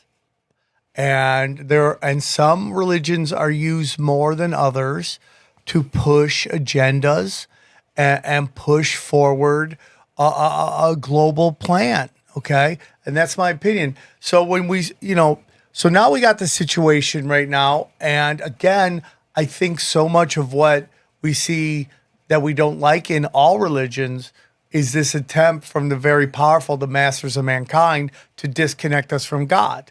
So now you got these Catholic churches that have been basically taking money from the U.S. government and bringing in illegals, suddenly having major problems with the U.S. government allowing white South Africans to seek asylum here. And it's only 100 of them, and already everyone's losing their minds. Now, real quick, so I read this book a long time. I can't remember the name of the author or the name of the book. I'm sorry. I'll look for it. He read it. He read it, though. He read it. I did read it, though. I love the book. I'm gonna quote constantly it looking for perfectly, it. But they basically said the whole reason that both Stalin got in a lot of trouble with the rest of the world and a big reason why South Africa got in trouble with the rest of the world wasn't apartheid, but was the fact that they didn't want to take the international bankers' money. They had Because gold. once you take them, because they had gold and diamonds and emeralds, Krugerrands. right? No, they literally used Krugerrands. Right? So that they have all this natural wealth that they can draw from, and that South Africa is doing very well. But they wouldn't take the banking loans from the bankers, because the whole point is you take these loans, they make sure who's taking it is extremely corrupt, take in the money, and then when the country doesn't have a way to pay it back or won't pay it back, they extract wealth from them. And South Africa wouldn't do that. South Africa was like, no, we have enough money, go f yourself. We don't want to take your super banking money. Well, the best way to destroy a country is to get the international community to call them fucking every name in the book and stop doing trade with them, which collapses the country. I believe, and I'm not saying this white farmer thing isn't happening at a large level, but I think if you can get rid of one part of the population that's pretty much been running the country, you will see a collapse of that country. And that's when the bankers and the corporations can come in and steal all the wealth. Yeah, I mean, I think there's definitely some psyops going on there, and it's hard for me to totally understand it. I talked to a guy I'm going to totally recommend to you. He is the head of one of these organizations that's fighting back against that. And I bet if you looked into the organization, it would kind of sound like would probably sound white supremacist, but that was not my feeling. It was, this guy's name is Ernst Van Zyl. Ernst Van Zyl. Anyway, he came on my show and he talks all about the South African thing and how they have extremely racist laws there and racist policies. And if those people want to get out, he thinks it's totally valid that they should be considered refugees. You'd have to pick that guy's brain about it. It was when I saw that happening, I was like, I'm down. I'm in. He was bringing that. He saw this coming a mile away. I think a lot of that is Trump just trolling. 100%. Yeah. Totally. Yeah. I mean, like, he loves to basically find out what position the other side is pushing and then find a way to do what they want to demonstrate his their way. Hypocrisy. Yes. Yeah. And they fall for it every time. Rubbing their noses. Did you see that they did a poll of Democrats who they want to run in 2028? No. And yes, and the leading person is AOC. No. That does not surprise me. It was just Democrats who are on meth, though, to be clear. So, Well, I mean, and Gavin Newsom, if he saw that, would just He'd kill shit his himself. pants because he's Where was pulling he? the list. Where was he on the list? Yeah, the last one? Yeah. Yeah. I mean, even liberals, that party's progressives. so disconnected She from can reality. slay him in a debate. That'll be his role. But you know, she's a created person. She was Ted Kennedy's intern when she was in college. Yeah, well, they're like, she's Craft just a cocktail bartender. thing. She Bullshit. owns the She wasn't a bar. bartender. I don't even think she was a bartender. I think she probably worked briefly as a waitress. But No, her I think story- she owned Yeah. the bar. She didn't work there. She owned the bar. Do you know that? Are you Yes, saying I've that? heard that. Because I looked, and the bar she supposedly worked at, that branch where she worked didn't even exist the year they said she worked there. Like, Oh, I debunked that really? story for a long time. Now, she might have owned the bar, been like an investor, because she ran that, like, sunshine thing, and she was an absolute up-and-comer. She was given this role, and I kind of thought she would probably be meant to be, when does she turn 35, president, and she'll just, she'll just wow them. I see a few things saying that's not true, that it was a false claim, but I there are videos, and I can't play them, obviously. Well, I just find that every time something is stated that goes against the official narrative, someone just come out and go, "Oh, that's not true," and you're like, "Well, just because you don't like it doesn't mean it's not true." What about mean- the cocktail thing? He's saying Yeah, that. I don't think she was a bartender. I could not prove it. I think she might have been a waitress. And I think that they got the idea of making her a craft cocktail bartender when there was a craft cocktail bartender super big winner on Jeopardy. And I actually found the moment, and because I loved him. He was so popular. And I looked, I was like, his story and her story sound the same. Like, which was first? And her story before was waitressing and after was craft cocktail bartending. And I always wanted to interview her, just like, hey, AOC, I just want to ask you one question.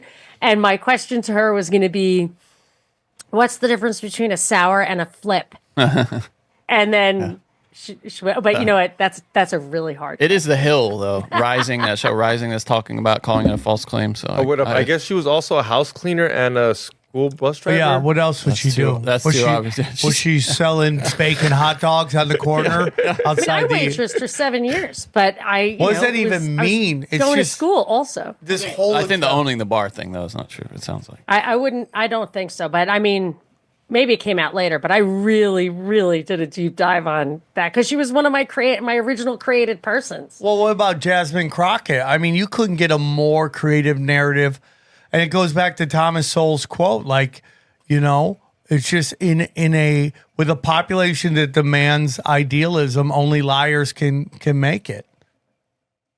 And that's a look good point. and I feel like it didn't work when they went after RFK about this weird phone sex that never was ever put out, because I would love to hear the phone sex they were having, because it would be the most hilarious, horrific thing I've ever heard in my life. RFK? Yeah, where you're like, oh. Yeah, I mean, they're just You'd doing watch that that? because nothing could be grosser than to, if you're going to isolate one feature of that guy, it would not be his voice. Right.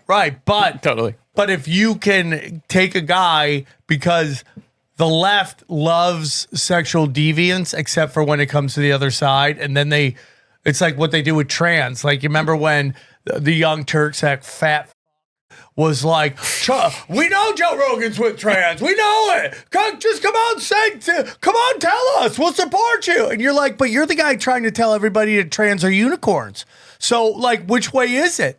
Is it are they like freaks, or are they unicorns? And that's how you know it's like when Hollywood makes everybody gay in history, but then you go, Obama's gay, and they freak the fuck out. See, but this is what I didn't like about the transformation of the right. Back in the day, you could say that about the left and it was true, but you really couldn't say that about the right, like Ron Paul supporters. It was solid. You could answer any question 100% against the Bill of Rights, economic principles, right and wrong, thou shalt not kill, non-aggression, all of that. And now you mix up your, you can fold in racial epithets in your foreign policy debates. Like, it's the same problem. And they never criticize Trump for not championing the Bill of Rights, which since 2015, I've been observing that he doesn't do that. And we used to be able to say, we stand on the solid ground. And now calling names and trolling people. I'm not criticizing. I don't have TDS. I don't care. But I'm just saying, like, we lost the high ground when we took the low ground. I agree. So my question to you is like, can we save people and should we care about saving people? Because and I love the show. I don't love the show, but I love that my friends on the show, The Masked Singer, when The Masked Singer is like the top show out there and it's just monkeys throwing shit against the wall. Yeah. Right? And I'm glad that Dr. Ken is cashing fat checks. There's no better person than him. I love him to pieces. But it's like, can we save the Masked Singer society? Nope. I think it's a better focus to say, can we save this the conservative or the traditional people? And there's a lot of, like, there's this Catholic integralism and Christian nationalism and all this stuff that it kind of feels like a movement that's rejecting woke or whatever. I have a friend from my radio days in Georgia, and she keeps in touch with me. She texts me and stuff, and it's very nice. She texts me like her choir singing at church on Christmas, and it like brings tears to your eyes. It's so beautiful. She sends me pictures of she teaches English to immigrants, and with her free time, she does a lot of stuff like that. And her mother was a big, like, active person in this town they lived in. And I texted her, I said, if every American did what you did, we would have our country back. So if people don't even know what they're mourning the loss of. They're mourning the loss of, like, businessmen who had ethics and arm's length transactions. So the 60s was like, or people say capitalism is bad. I think in the 50s, when my father had a little meat market or whatever, body shop, you wouldn't screw each other over or you'd get a bad reputation. Yes, lying you and take stealing. time to volunteer and stuff. I agree. We've lost that. It's gotten so toxic that we kind of dismiss slightly toxic or a and little too bit big toxic. and too, not homogenous. Like, you don't have your own little community. That's why I like my Catholic church, because we definitely have all the same values and goals, 100%. And I like the little volunteering and stuff, taking the Downs kids bowling. Like, I just feel like if you people act locally, think globally, whatever. Yeah, but you don't. Please go to town hall meetings and stuff. Please save your town if you can. And I should here, because, like, my town needs saving. But just remember that civic spirit, which I wasn't really taught to have civic spirit. My parents did, like, they would take unwed mothers, they would give them food, they would cook for them, drive people around, stuff like that. They're called corporal works of mercy. So, but it was like a parish thing, not a county thing. But remember, that's what we're here for. And you can save yourself that way, and you would save the world.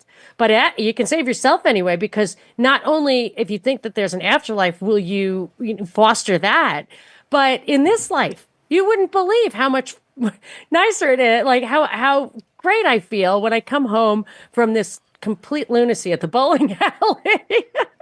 But it's just, I want to volunteer for that. You get, once the little Downs thing runs through your, like, comedic I can't vein, come even when it hasn't. Oh yeah, you can. Just don't hit on any of them. No, I won't unless it's super hot.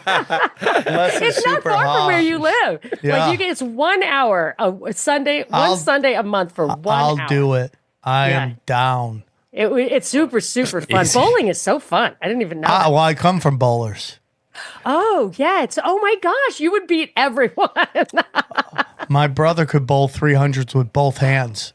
Oh wow. Both Wow. hands. See, no Bang, right hand privilege bang, for that bang. guy. Yeah. He was bowl Jesus where we came from.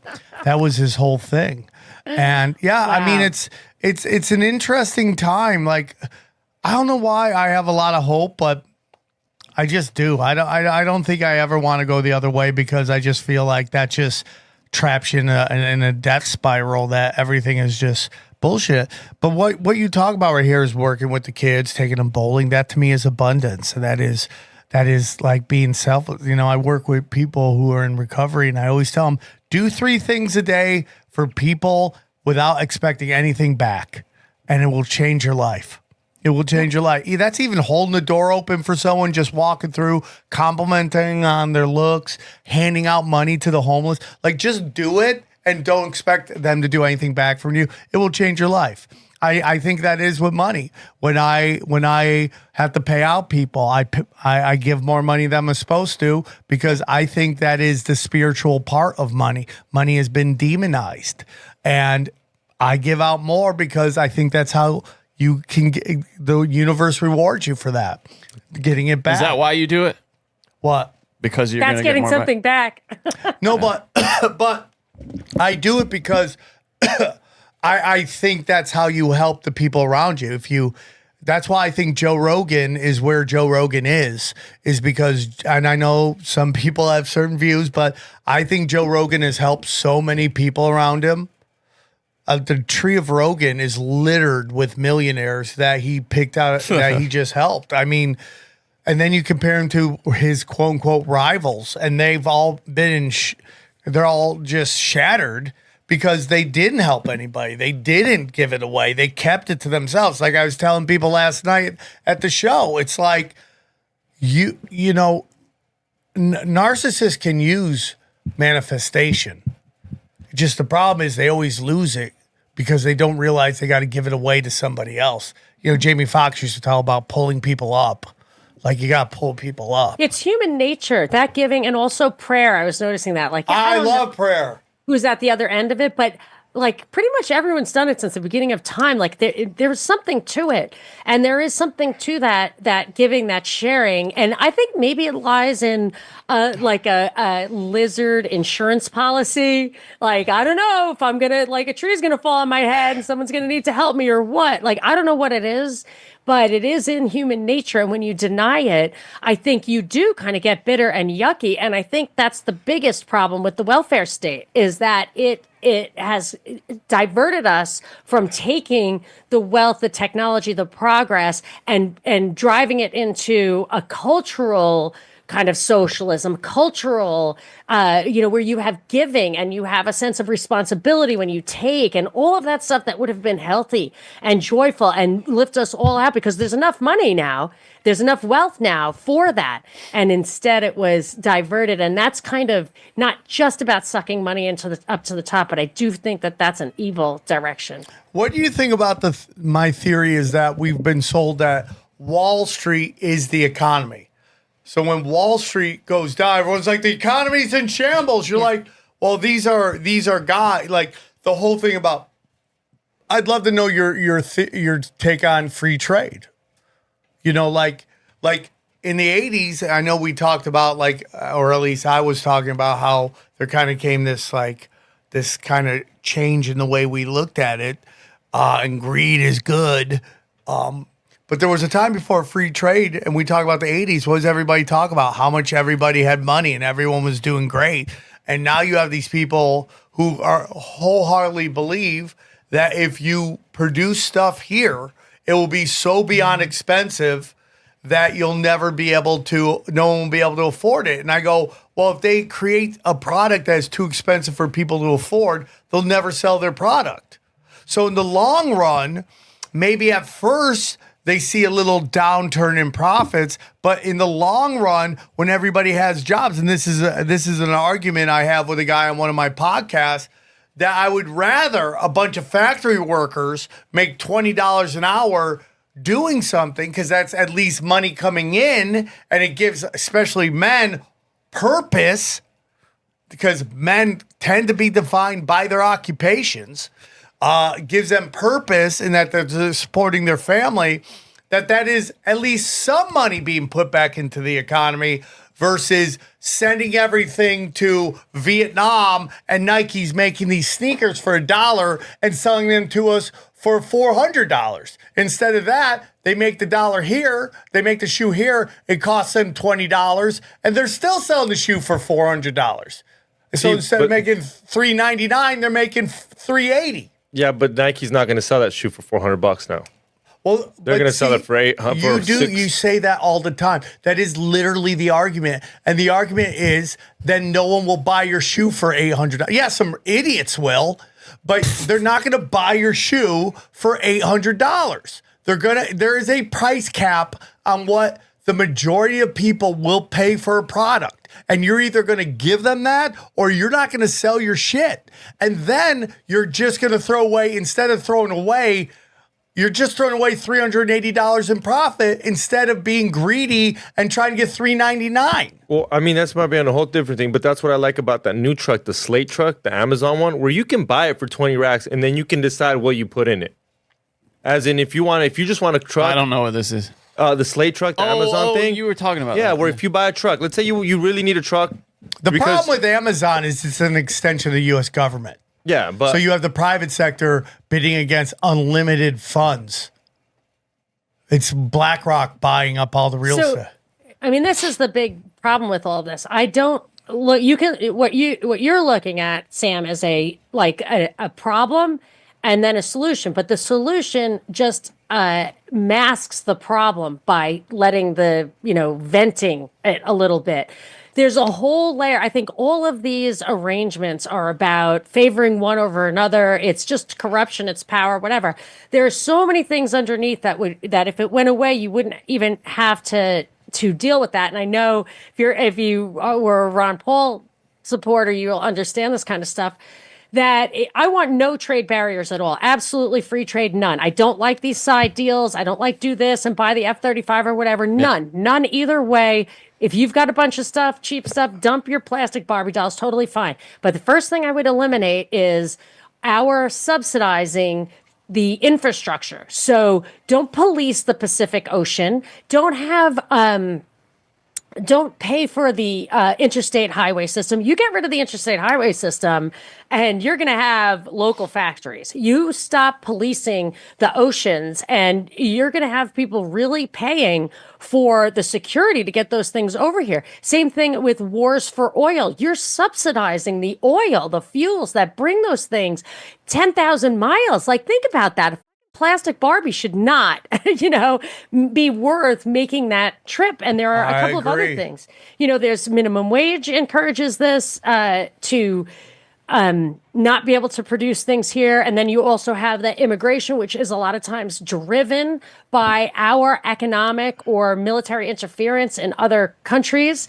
And then two other things that people never really talk about. I would not have any corporate taxes whatsoever because tax all comes from people. So make no corporate taxes. Other countries would come and put their companies here. And a very important thing would be to eliminate subsidies for higher education.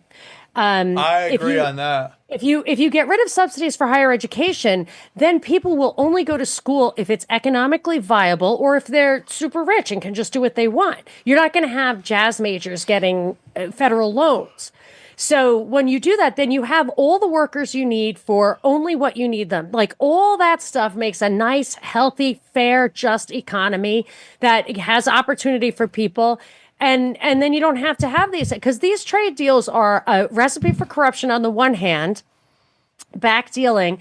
But in my opinion, this hysteria about the tariffs is driving a kind of international anxiety, and I think is going to usher in a new trading regime, a new trading organization that has real teeth, like enforcement powers and, fines, like be able to fine people perhaps. And if you know the history of the EU, it started as a coal and steel union, then it went to a trade union, and it just works its way to the same currency and then a political union. So I think this may be one of the couple of paths, including I am totally fine with getting rid of government. Yeah. Any kind of rules to trade.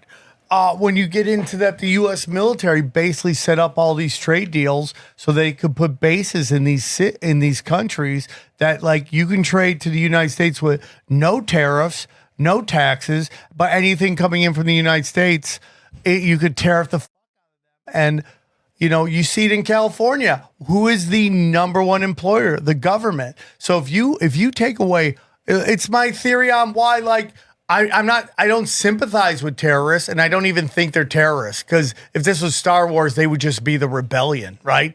Like, we label people that don't just let us do what we want as terrorists. But if you take a look at these guys, they're all traumatized from their families being murdered, their cities and countries being bombed, and there is no economy. There's no job for them to get outside of being a Islamic jihadist. Look at Syria. They call the Syrians who resent three countries triangulating on their capital, they call those people like rebels. You Yeah. know? No, They're you're just totally serious. right. And it goes back to the golden pager thing that all these retards are like, oh, that was so brilliant, dude. That was so brilliant. You're like, what is brilliant? Why are the terrorists the ones Cowardly. being bombed in their houses on their own land? How are they the terrorist? Right. Just think about that. And bombs are always very cowardly. Yeah. Doing something like that, it's indiscriminate. No trial, like it's all inverted, and that's why we should have nothing to do with it. It's so removed from us, we can't really evaluate the justice of it, the necessity of it, if there's self-defense involved, any of the justifications that the people who that's being done in our name, any justification that we could think of, we can't validate it. We need to be out of there. Yeah. And there's just a bunch of people, these neocons, that wrap social justice as a smokescreen disguise for their just indiscriminate killing and breaking the wills of other people to steal their natural resources and control their territories. Think of that Al Jolani or whatever. So I was set, like my daughter, who's, a young woman in LA, like she was shocked that I was so upset when they ran Assad out of Syria. Like I was bummed. And now, of course, the next guy in there, first of all, they were like, oh, yeah, he's, what, say it? It's ISIS. He's a former ISIS terrorist. El Jolani, which is ridiculous, not a real name, and he loves the Sharia stuff or something like that, And then now he wants a trade deal. Now he wants a commodities deal, like Ukraine, I think it was. Can you believe that? So that's just treason to your country to give away the commodities, the things that are under the earth of the people who live on it. I want you personally to own everything down to the center of the earth from your own house. Yep. Have you heard that, so they've banned, spraying the skies in certain states. But what they don't realize that I think it's like 500 feet up is now federal airspace. So I don't like that either. They're just spraying above that. You can't even see them. Yep. Well, and it's worse up there because it really dissipates in the atmosphere. Yeah, and that's when you see that milky sky. Yeah. And what you're talking about right here is so funny. And this is Sam speaking. So I put out this, I listed all the Bolsheviks. And I go, Russian Bolsheviks, Chinese Bolsheviks, the colored guard or the color revolution. And then I put German Bolsheviks, Nazis. And then you just see people lose their fucking skulls because they're like, oh, how would they do that? They're fighting these people. They're fighting those people. They were fighting with the British. I go, ISIS, Al-Qaeda. I mean, we can just go on forever and ever of the Western intelligence and governments funding the other side so they have a boogeyman that they can bomb the fuck out of. Because when you take a look at Hitler, he gave the bankers everything they wanted at the end. Israel and a completely demoralized, destroyed Germany. They destroyed it it's different names for the same game. They every powerhouse they have to attack in a different way. They can't just go tanks in. They have to destroy it from the inside through subversion. And that's what they're doing in America with the progressive left. It has to be done slowly over time, whittling away at the base. How long is that? Elon Musk is definitely, I think, ushering in the technocracy. I mean, it doesn't just come from the left, in my opinion. No, I'm with you. They're both neocons are like that as well. Extract all the wealth and put it in to, I go to Toronto and we all know Canada has its own problems and Toronto just keeps voting for the same retards over and over again. And He's the head of the Bank of England. Yeah. And that is not an act of sovereignty. You cannot convince a rich white progressive anything. Their life is so simple. They have to dream of oppression. They have to dream of someone of a boogeyman and they're Don Quixote fighting windmills. That's all they're doing. You create boogeyman, shadow in the cave, and they attack it. But when you go to Toronto itself, it is beautiful. The people are super healthy, and I'm going to get shit on the internet from people that live in Toronto. Guys, I've been to Detroit, okay? I've been to Toronto. Trust me, Toronto, and Detroit's great too. Toronto is just a 180 from that. Everyone's shiny, happy. There's multiculturalism. This is what happens when 50 cents of your dollar doesn't go to the military industrial complex. And who knows what it is now? 70 cents of every dollar is going to it. All right, Monica, we had a couple hiccups early, so I don't want to keep you too long. You were great as always. An open door to come on anytime you want. You got anything you're pushing? One more time, I don't think I asked you about your podcast. Can you tell them one more time about where they can find you and all your podcasts? It's the Monica Perez Show. You can find everything of mine there at Monica Perez Show on Twitter, Substack, same thing. And lately, ever since this fire, I have not been able to keep up on the news as much as I used to, but I still do lots of fun things. I'm reading this great book. People like the books. Like I read books and just like make my little peanut gallery comments, and people love it. I have some great ones out there right now. And then I do the Cognitive Dissidence show with Hervoy Morich and Parallel Mike. And that is a really good show in my opinion. I can't even begin to understand what you guys talk about. Yeah, those guys are super smart. So like I really like do homework before they just like breeze in, and I'm just like, I read everything I can about everything so that I can keep up. It's really fun though. I forget how much I love reading, and then I'll start to read again, and then I'll read something that just blows my mind. And I'm reading this book about John Lennon's assassination, and it got into how the YMCA was basically used as a front for the CIA, and that basically the Ys were integral in overthrowing governments in Latin America. And I thought YMCA was a good thing.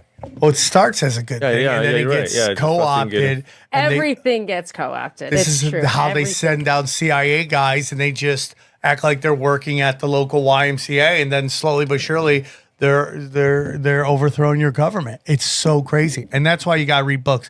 Monica, thank you so much for coming on. Thank you so much, guys. Anytime, all the time. Let's break down the episode. All right, let's get into XG. What do you think? Aw, guys, you don't know this, but in between shows, Ice came and grabbed him.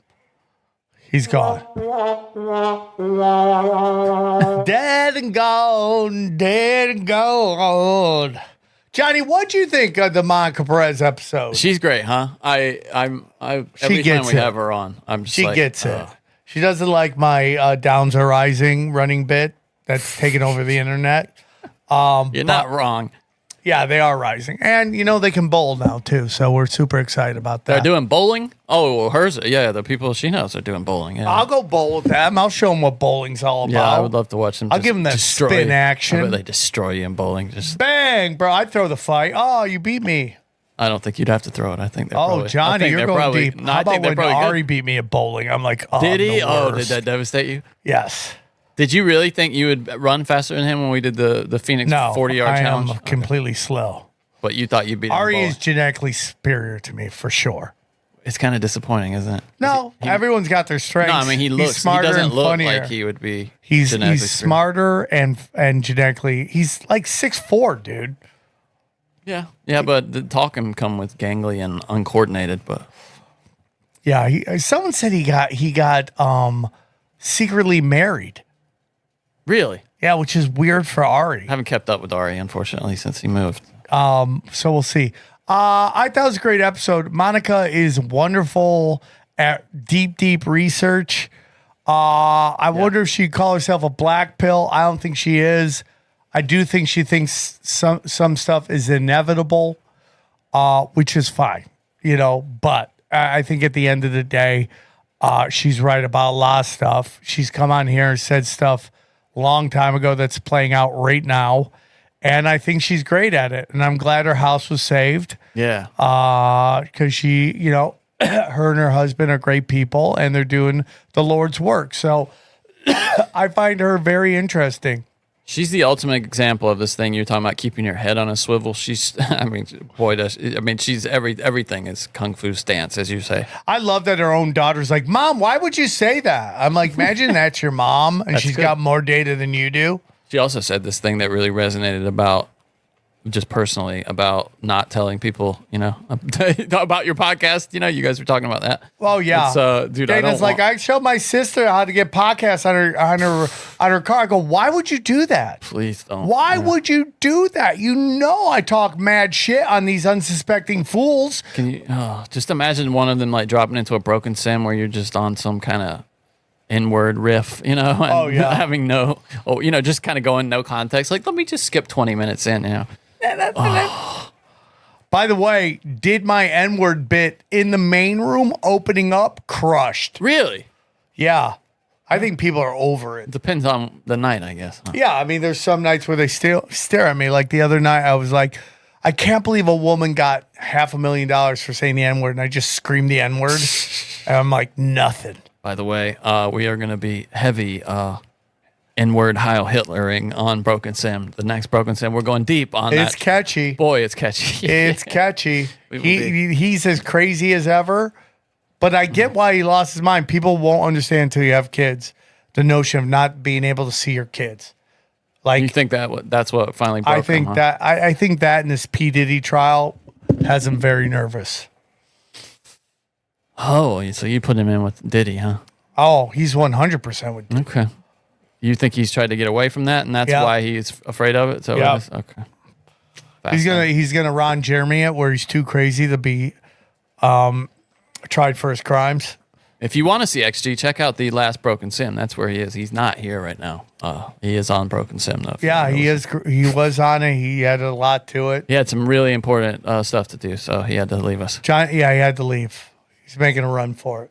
What is on your shirt? I don't know. Someone gave me that. It's like randomly, and I was like, it's a black shirt. It makes my tits not look so titty. It's the guy on a white horse. Yeah, I don't know who the guy is. There's some famous story, right, about what is it, like Debbie Harry or something riding a white horse? No, not Debbie Harry. I think it's called Death, the pale horse. No, it was maybe the Rolling Stones were there or something like that. Oh, here it is, right here. Bianca Jagger is who it was, yeah, and she rode in on a horse. Yeah, at her 27th birthday party. Boy, a white horse. Did Rolling Stones get lucky that we were lax on our rules back then, huh? Boy, did we. But Johnny, you don't even have a kid, but let's play a game that you have a daughter. And at 13 years old, she comes up to you and goes, I want to go on the road with Rolling Stones. And you're like, okay. What, are you going to learn to play an instrument? I mean, you hear about it with all these rock and roll, like Steven Tyler. Imagine Steven Tyler coming to your living room and go, listen, I'm going to teach your daughter to be the greatest guitarist of all time. Hey, dude who looks like a drag queen, get out of my living room right now. It's not happening. It's like before, like, I don't know, 1980, women were just like, you were just trying your hardest to get your daughter off your payroll. You know what I mean? Like, get her safely to somebody else. You know what I mean? Like, there was that attitude. Like, we got to get these ladies taken care of, And if it meant like they still had the farmer mentality of like, I have a daughter who's going to work in the fields. Yeah, it's an obligation, right? Now I think it's changed a lot. I do still think you see dads wanting boys because every dad wants a pro athlete for a kid. You're like, I'm living my best life. My son's starting tight end for the Cowboys. That's my nephew is like playing baseball now, and his parents have the healthy attitude of like, if you like it, try, but if you don't worry about it. Have fun. Don't take it too seriously. But my dad, who's from the older generation, obviously raised me like, if you're gonna do it, you're gonna try as hard as you fucking possibly can, and it's gonna dominate your life and my life. And my dad went to see my little nephew 7, like a couple games, and he's like, I don't know why he's doing it if he's not taking it seriously. I offered to help him, and I'm like, Dad, stay as far away from that child as you can. Let him live his life. It was the worst memories of my childhood was spending, like being up till midnight practicing baseball. There is something about being born, not to this applies to your family, but in general society, being born with not and just working your ass off and having these tiger moms or having these parents that are like pushing you. You show signs of that you're really great at it, and they just go all in and helping you. I know what you mean. But anybody, have you ever talked to the people who were like that? And most of them like talk Flamed about how out. miserable it was too. Right. Like, and how it traumatized them. Well, there is something like, am I going to rob you of your childhood? Exactly. Yeah, they feel like they had no childhood. Like the savants in like music and stuff who really go into like proper classical music, or tennis. Like tennis, you start tennis early, dude. Yeah. Really early. Golf, and it just dominates Especially your in childhood. female tennis. Like you have these 14-year-olds just murking these 30-year-olds. Well, they're in their prime, in their teens, and then once they get into their early, mid, late 20s, you know why? it's over. Because you're meant to be at home with a kid. It's curious. Yeah, that's interesting. Huh. That's why when they say you have a kid, your nature kind of dims your looks a little bit, so you're not out there prancing. Turns the lights down just a little. Turn it down. Even though I find moms hot. It does happen though. That's a real thing. Yeah, and it's just like there's a reason for that. You're meant to stay home with the kid. There's not be- some women that are like genetic super freaks that can get away with it, but Yeah, Raquel Welch. yeah, like Olivia Munn has had a kid and just Yeah, but if you're that rich, you're doing everything to fight it. yeah, that's true. You're doing cucumbers on your eyeballs. You're doing some kind of deprivation chamber or She's some in shit. this show with John Hamm now. That's pretty good about. I think it's called like Your Friends and Neighbors or something, where he's There's so much television. oh, there's so much, dude. How do you watch any of it? He's It's- like a executive type, and he loses his job, and to fund his life and his divorce, he starts stealing shit that the rich people in his neighborhood wouldn't notice was missing, but is valuable, like $300,000 watches and shit like that. It's pretty good.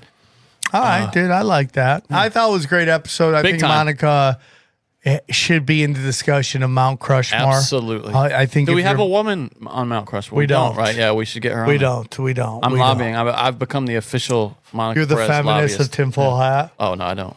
I'm not a feminist. Let's Sam, not go but- crazy. Stay home. But I do think just to get a quota. So I've said this before, and I'll say it do it. again. Like female comics are like white athletes, right? The ones that are great are just legendary. Yeah. And there was this young door woman at the Comedy Store. Her name is Catbird. I don't. Now she's there. She's there now. Catbird. Her name is Catbird. That's not real, but okay. Okay, but No, I mean, sometimes she- I wish I would have came up with a fake name. And that way I could just go. Yours already sounds like a fake name though, like Sam Tripoli. yeah. I love my name, but I wish I would have came up with something else. When I was young, I wanted my fake name to be Rex Augman Did you because get it was my Stacey Augman. Stacey The plastic man? Augman. Yeah, was the second part, and then the first Rex part was Chapman? my name, my neighbor who I love to death, Rex Frenberg. A good name, Rex. Yeah, Rex Augman. I wanted to be called, and Plastic Man put me in a headlock at a Falcons game one time. He was Oh, sitting really? behind me, yeah, with his girl, and he was rooting for the Falcons for whatever reason. I don't know. And when Jake Delhomme threw an interception, and he just put me in a headlock. and you're like, okay, I would normally hate if this was anybody else. Don't kill me, please. Yeah, Don't kill. But she went up there and crushed. She went up there and Catbird, shout out. Catbird crushed in front of her mom. But it becomes this thing kind of where it's like women now are can see that it can be funny. So more of them are doing it. At Catbird with a K comedy on Instagram. She's great. She's great. But the whole point of that is, and then you see these female comics from my generation are just right after me that were all anti-kid, just now rushing to have kids, right? Like Whitney had kids, had a kid, and she was so anti, I don't know if she was anti-kid, but she would tell younger female comics, it's going to hurt your career if you do it. And then she goes in like, That's privilege, isn't it? Being able to do it later. A lot of people, because that takes some kind of medical intervention. Lots of times, yeah. Well, there's this whole theory that feminists destroys the fact that they've made women want to just go out there and sling pee all over the place during their most fertile years. Yeah. And then it becomes this rush. And, physical beauty is like physical athleticism, and it can fall off a cliff very quick. And, again, it gets into this whole thing where it's like women think men have all this privilege, and you're like, well, there's a thing called the wall. And when you hit it, Yeah. right, it shows you the privilege that you had. Absolutely. And the guy and most women who would in public say all those things about how they, believe that pursuing a career is morally the right thing to do and it's satisfied them fully. If you're I've been in relationships with those women and behind closed doors, they tell you the truth. Often, it wasn't an obvious decision, and they lost. They gave up something in the bargain. Yep. Anyway, I feel like us talking about that, us two one arguably white guy, and then me. I don't care. Fuck that. Yeah. You can't talk about this stuff, but you can't talk about this stuff. And Monica Perez is great. She's a national treasure. Yes. And we are blessed anytime she graces us with her appearance on our tiny little show. If you go to samtripoli.com. Yeah. Real quick, guys, if you got a moment, go to samtripoli.com. You get all of my dates are there. Costa Mesa, Cleveland, Ohio, Pittsburgh, PA, San Diego, Broadbrook, and we're trying to get Boston. I'm hoping that's still going to happen. Tulsa, Oklahoma, and then we also have New Orleans. Bang, bang, pow. Everything's on samtripoli.com. I'm telling you, the premium content is on fire. Whatever this is, exclusive to the guys on the show, you'll only find it in our premium content, both Austin Picard and Brad Binkley. It's a great conversation. Deep conspiracy rewinds. I would love to do more only conspiracies interviews. I get hit up all the time. I go, will you do my premium content? They say yes, and then they just ghost me. So if you have something interesting and you talk about for a half an hour, come on the show. Cash Daddies, Johnny, talk to me about the power of the Cash Daddies Patreon. Yeah, how he's been doing as well as anybody possibly could, and because the market has taken it's been up and down. It's been volatile, and how he's very good. I'm up in mine, finding the windows to profit in the volatility. And we talked about in the last episode. He has been. If you've been there a while, you knew that he was on Uber like nothing else. Whenever people asked him like, "Hey, what's going to be the next Amazon?" Where can I really make life-changing money? Uber is what he always said, and it is still low for what he thinks it's going to be. Yeah, there's still opportunity there, but it has gone up substantially since he first started talking about it, and it's still on a rocket ship. Patreon.com/Cash Daddies. Yeah, check that out. It's also dates. a podcast. We do it on. So I'm getting the drawings from Chaos Twins #2. I'm very excited about How do they look great. I just want to tweak one more thing. And this one character named Danny, which is what Alice calls Dana. So Danny is what is her? Is she a human or she's like a genie. A genie. Okay. Yeah, I like she's that. a genie in it. So grab your issue now. Go to Tinfoil Hat T-shirts, please, Johnny. Now, please, Johnny. Go to Tinfoil Hat T-shirts. It's loading. There. Okay, go down to the new T-shirt that's there. Bang! Look at that one with right there. Oh, I appreciate my my non-inclusion. You could at least put me on the ball. You're not in the show. What is it? It just says tinfoil hat on Yeah, it. because I took a flyer and turned it into a T-shirt. Oh. If you did comedy, not 5 minutes on kicking my dick in. That's really what it is. Sam doesn't believe that you can talk about him and it be counted as Not for the whole 5 minutes, but here you go. Great shirt. I mean, this guy Ruben who does my flyers is one of the best in the business, and he crushed it. So if you go to samtripoli.com, tinfoil hat, T-shirts available for a limited time. That a practice shirt is so funny. Yeah, Johnny, that does look like you. I'm going to be honest with I don't know what Sam has said he made this limited because we told him we hated it or something. But I think it's funny. I don't care if you unlimited or whatever. I mean, I forget who drew that back in the day. The part that's Brock did that back in the day. Potentially annoying is that we look like we're on the tips of your twin dicks. There is really no. Those are my shoes. I I'm know. the Iron Sheik. I know that, but that was back when I didn't realize dicks. Abraxas could be dark energy. Yeah. Go back to the main page, Johnny. Okay. So great way, and then all of our affiliates, and we're adding more as we go. The Wise Wolf Gold and Silver. I mean, we love them. Precious metals is a great way to invest in something that's going to be stable. Okay, Rife Technology. Get your oral right. He's the best at that. Is he doing all right? Yeah, he's doing fine. Good. Both him and the comic. Aquacure Hydrogen Brown Gas. Great. You need hydrogen. It slows down the aging process, according to them. Their words, not mine. Mineral King, Pat Meltich is the man. Honored to work with him.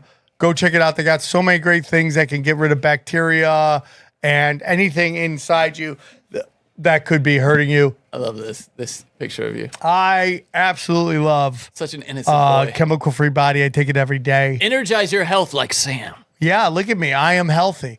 Harley Ray, big fans of the show, big friends of the show. One of the best websites you ever Yeah, seen. they drop into the comments all the time. I see them all the EMF rocks. We love them. Fight that dirty electricity. You got to do it. Joel Staley just had a book come out. Check Is that him out. right there? Yeah, he's shredded. Damn, he is shredded, huh? He is shredded. Look at that Badass. six pack. I'm gay for that six like pack. that 8 And pack. then if XG was here, you'd realize how smart he is based on the shrooms, the microdosing. Maybe he's doing. leaving was smart. Maybe that was the smart thing. Maybe he get did. out. He got out of the work. And then, just like I tell anybody who will listen to me, if you're in the conspiracy world, you need to get a decentralized website, and there's no better place to do it than our good friends at Prometheus. Nuke Social, Telegrams, everything on Sam Tripoli. Click it, bring you right to it, and then go down.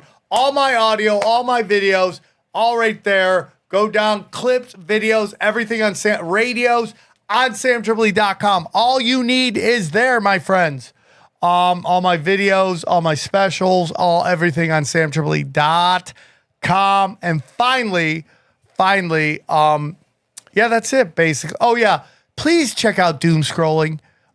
It is the most educational hour and a half on the internet. You get a lot of topics. You get a good amount of information on a lot of topics, both conspiratorial, spiritually, and comedically. Some of the funniest things we've ever done, all on samtripoli.com. Check out Doom Scrolling. I'm telling you, you're going to love it. Me, Midnight Mike, and myself.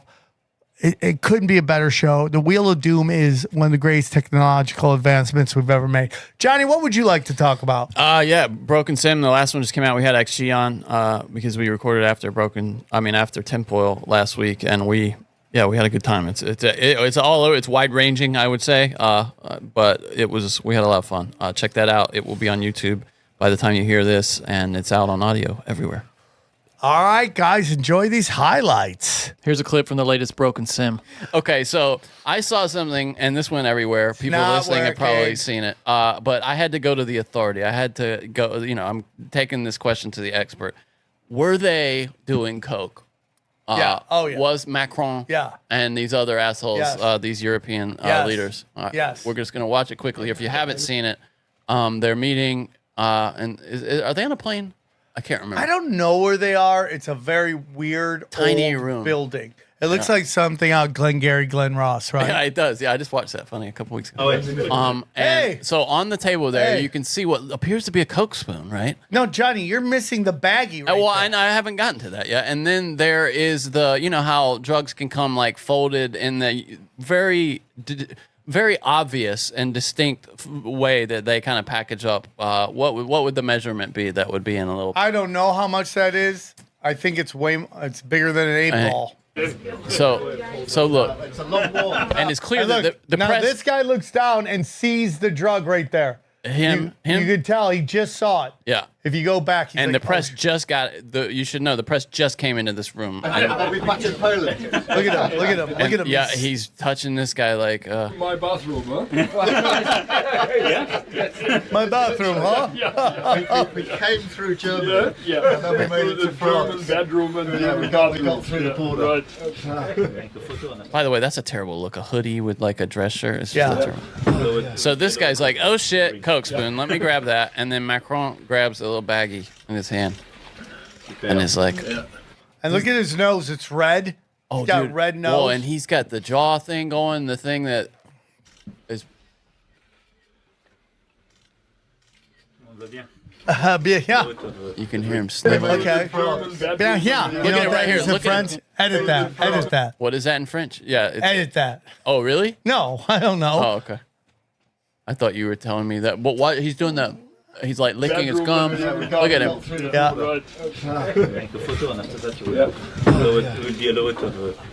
Yeah. Anyway, that was fine. I mean, grabbing it makes it 10 times worse. 10 times worse. He should have just left it. Yeah. I mean, is that guy a piece of shit or the biggest piece of shit? correct, is correct on both counts, sir. Macron is such a garbage man. He's such a garbage man. We'll do rapid fire now. Oh, I thought we were doing rapid fire. Oh, just a few more. Okay, Joe Biden's physical decline got so real. This is from TMZ. That aides reportedly considered rolling him out in a wheelchair to do his victory speech if he beat Trump. This story means nothing to me anymore. It's just a dumb story that the news is, I think it's just demoralization. And they're like, you're right, and we lied, and what are you going to do about it? Yeah, it's a big middle finger. Like, all these guys are trying to scramble. Go fuck yourself. It's conspiracy theorists were right again. And I'm just over it. And this is written by Jake Tapper. This is not some like fringe lunatics talking about. And he sucks. How about the Morning Joe? This is the smartest, fastest, most in tuned president we've ever had. Man, that's why nobody watches your shit. They did it with his son too. Jake Tapper was the one that was out there saying years after it was of any relevance to anybody, he was saying that I guess Trump was right about his son being being on the payroll over in Ukraine and getting money. And everyone's all upset. It's like, oh, he got a $400,000 plane from Qatar, and Qatar is now $400 million dollar plane, and now Qatar's become the boogeyman. Right, they're the boogeyman. They're taking money from this. They've always sucked. Lauren Chen's Qatar has sucked for a long just time. been black-bagged from society for taking money from RT News, which I have friends who are on RT News, and they're like, we didn't get a single. RT News is great. And they get mad because they can tell the truth on there. Yeah, the only thing you can't tell the truth on RT is about Russia. So if you're talking about anything else, it's totally great. U.S. Can I tell you a theory, Johnny? Please. I have. I believe that China is the new Russia when it comes to the shadow in the cave and making them the boogeyman. Okay. Just like in the 80s with the nuclear proliferation, the nuclear bomb race, we built up Russia as this kind of scary ass that we had to have more nukes and that when they couldn't afford it. The space program was the same thing. Yeah. They couldn't afford it. And I even remember as a child watching the news, and we were sending aid to Russia as we were talking about how bad they were. I go, that doesn't make any sense to me. Now Sam, 8 years in the tinfoil hat, knows that they were propping them up so they didn't collapse because they needed them to sell the arms race to build all these weapons. That's my opinion with China right now. So I've talked about this on a couple podcasts. But there's this L-E-I Real Talk. Can you look her up on YouTube? Now, she's got a lot of propaganda. It's a lot of anti-CCP Lee's content. Real Talk or Lay's Real Talk? Yeah, I think it's Lee, L-E-I. I think that's Lee. Like that. Right, go down. If you go down, keep going down, keep going down. This is the craziest video you ever watched. If you'd like to hear the rest of this episode, subscribe to Broken Simulation in your podcasting app or check us out at youtube.com/Sam Tripoli. We gotta save the best for last. This guy comes in with the nod, walk, shuffle. This is a very rare move. Looks simple, but takes a preternatural sense of balance to actually pull off. I'm gonna have to give this 9.8 out of 10. We're working our way up, boys. Thanks so much for watching, and catch us again next week at Rate Your Nod. That's hilarious. There you guys go. That's the Nod God, and I've been watching him for a while, and I've been taking notes. You've been taking notes? I've been taking notes, because I be rating these fools now. I see them out. We live in LA. I'll see one. I'm like, well, that's an 8. Yeah. That's a 9. I do that all night at work. Yeah. You ever seen a 9? You ever I've seen never a 9? seen a 9. What's the worst you've seen at your probably job? about maybe a 6. 6? 6 or a 7. All right. With all the note taking I've taken and all the experience you've had, let's rate this homeless. I want to rate homeless from now on. If you guys That's crazy. Oh. Dude, look at that. That's the exorcist throw. I want it. From the outside looking in, might look funny, might give you a grin. But where the fuck can I begin? That's with the devil every day. Bathing sin. Do you understand? You should do, but no, you don't. We swim, we afloat.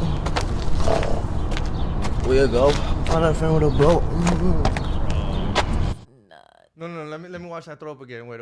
The way he throws up. You ever thrown up like that? Oh, I've been there. Oh no. Oh man. Oh my.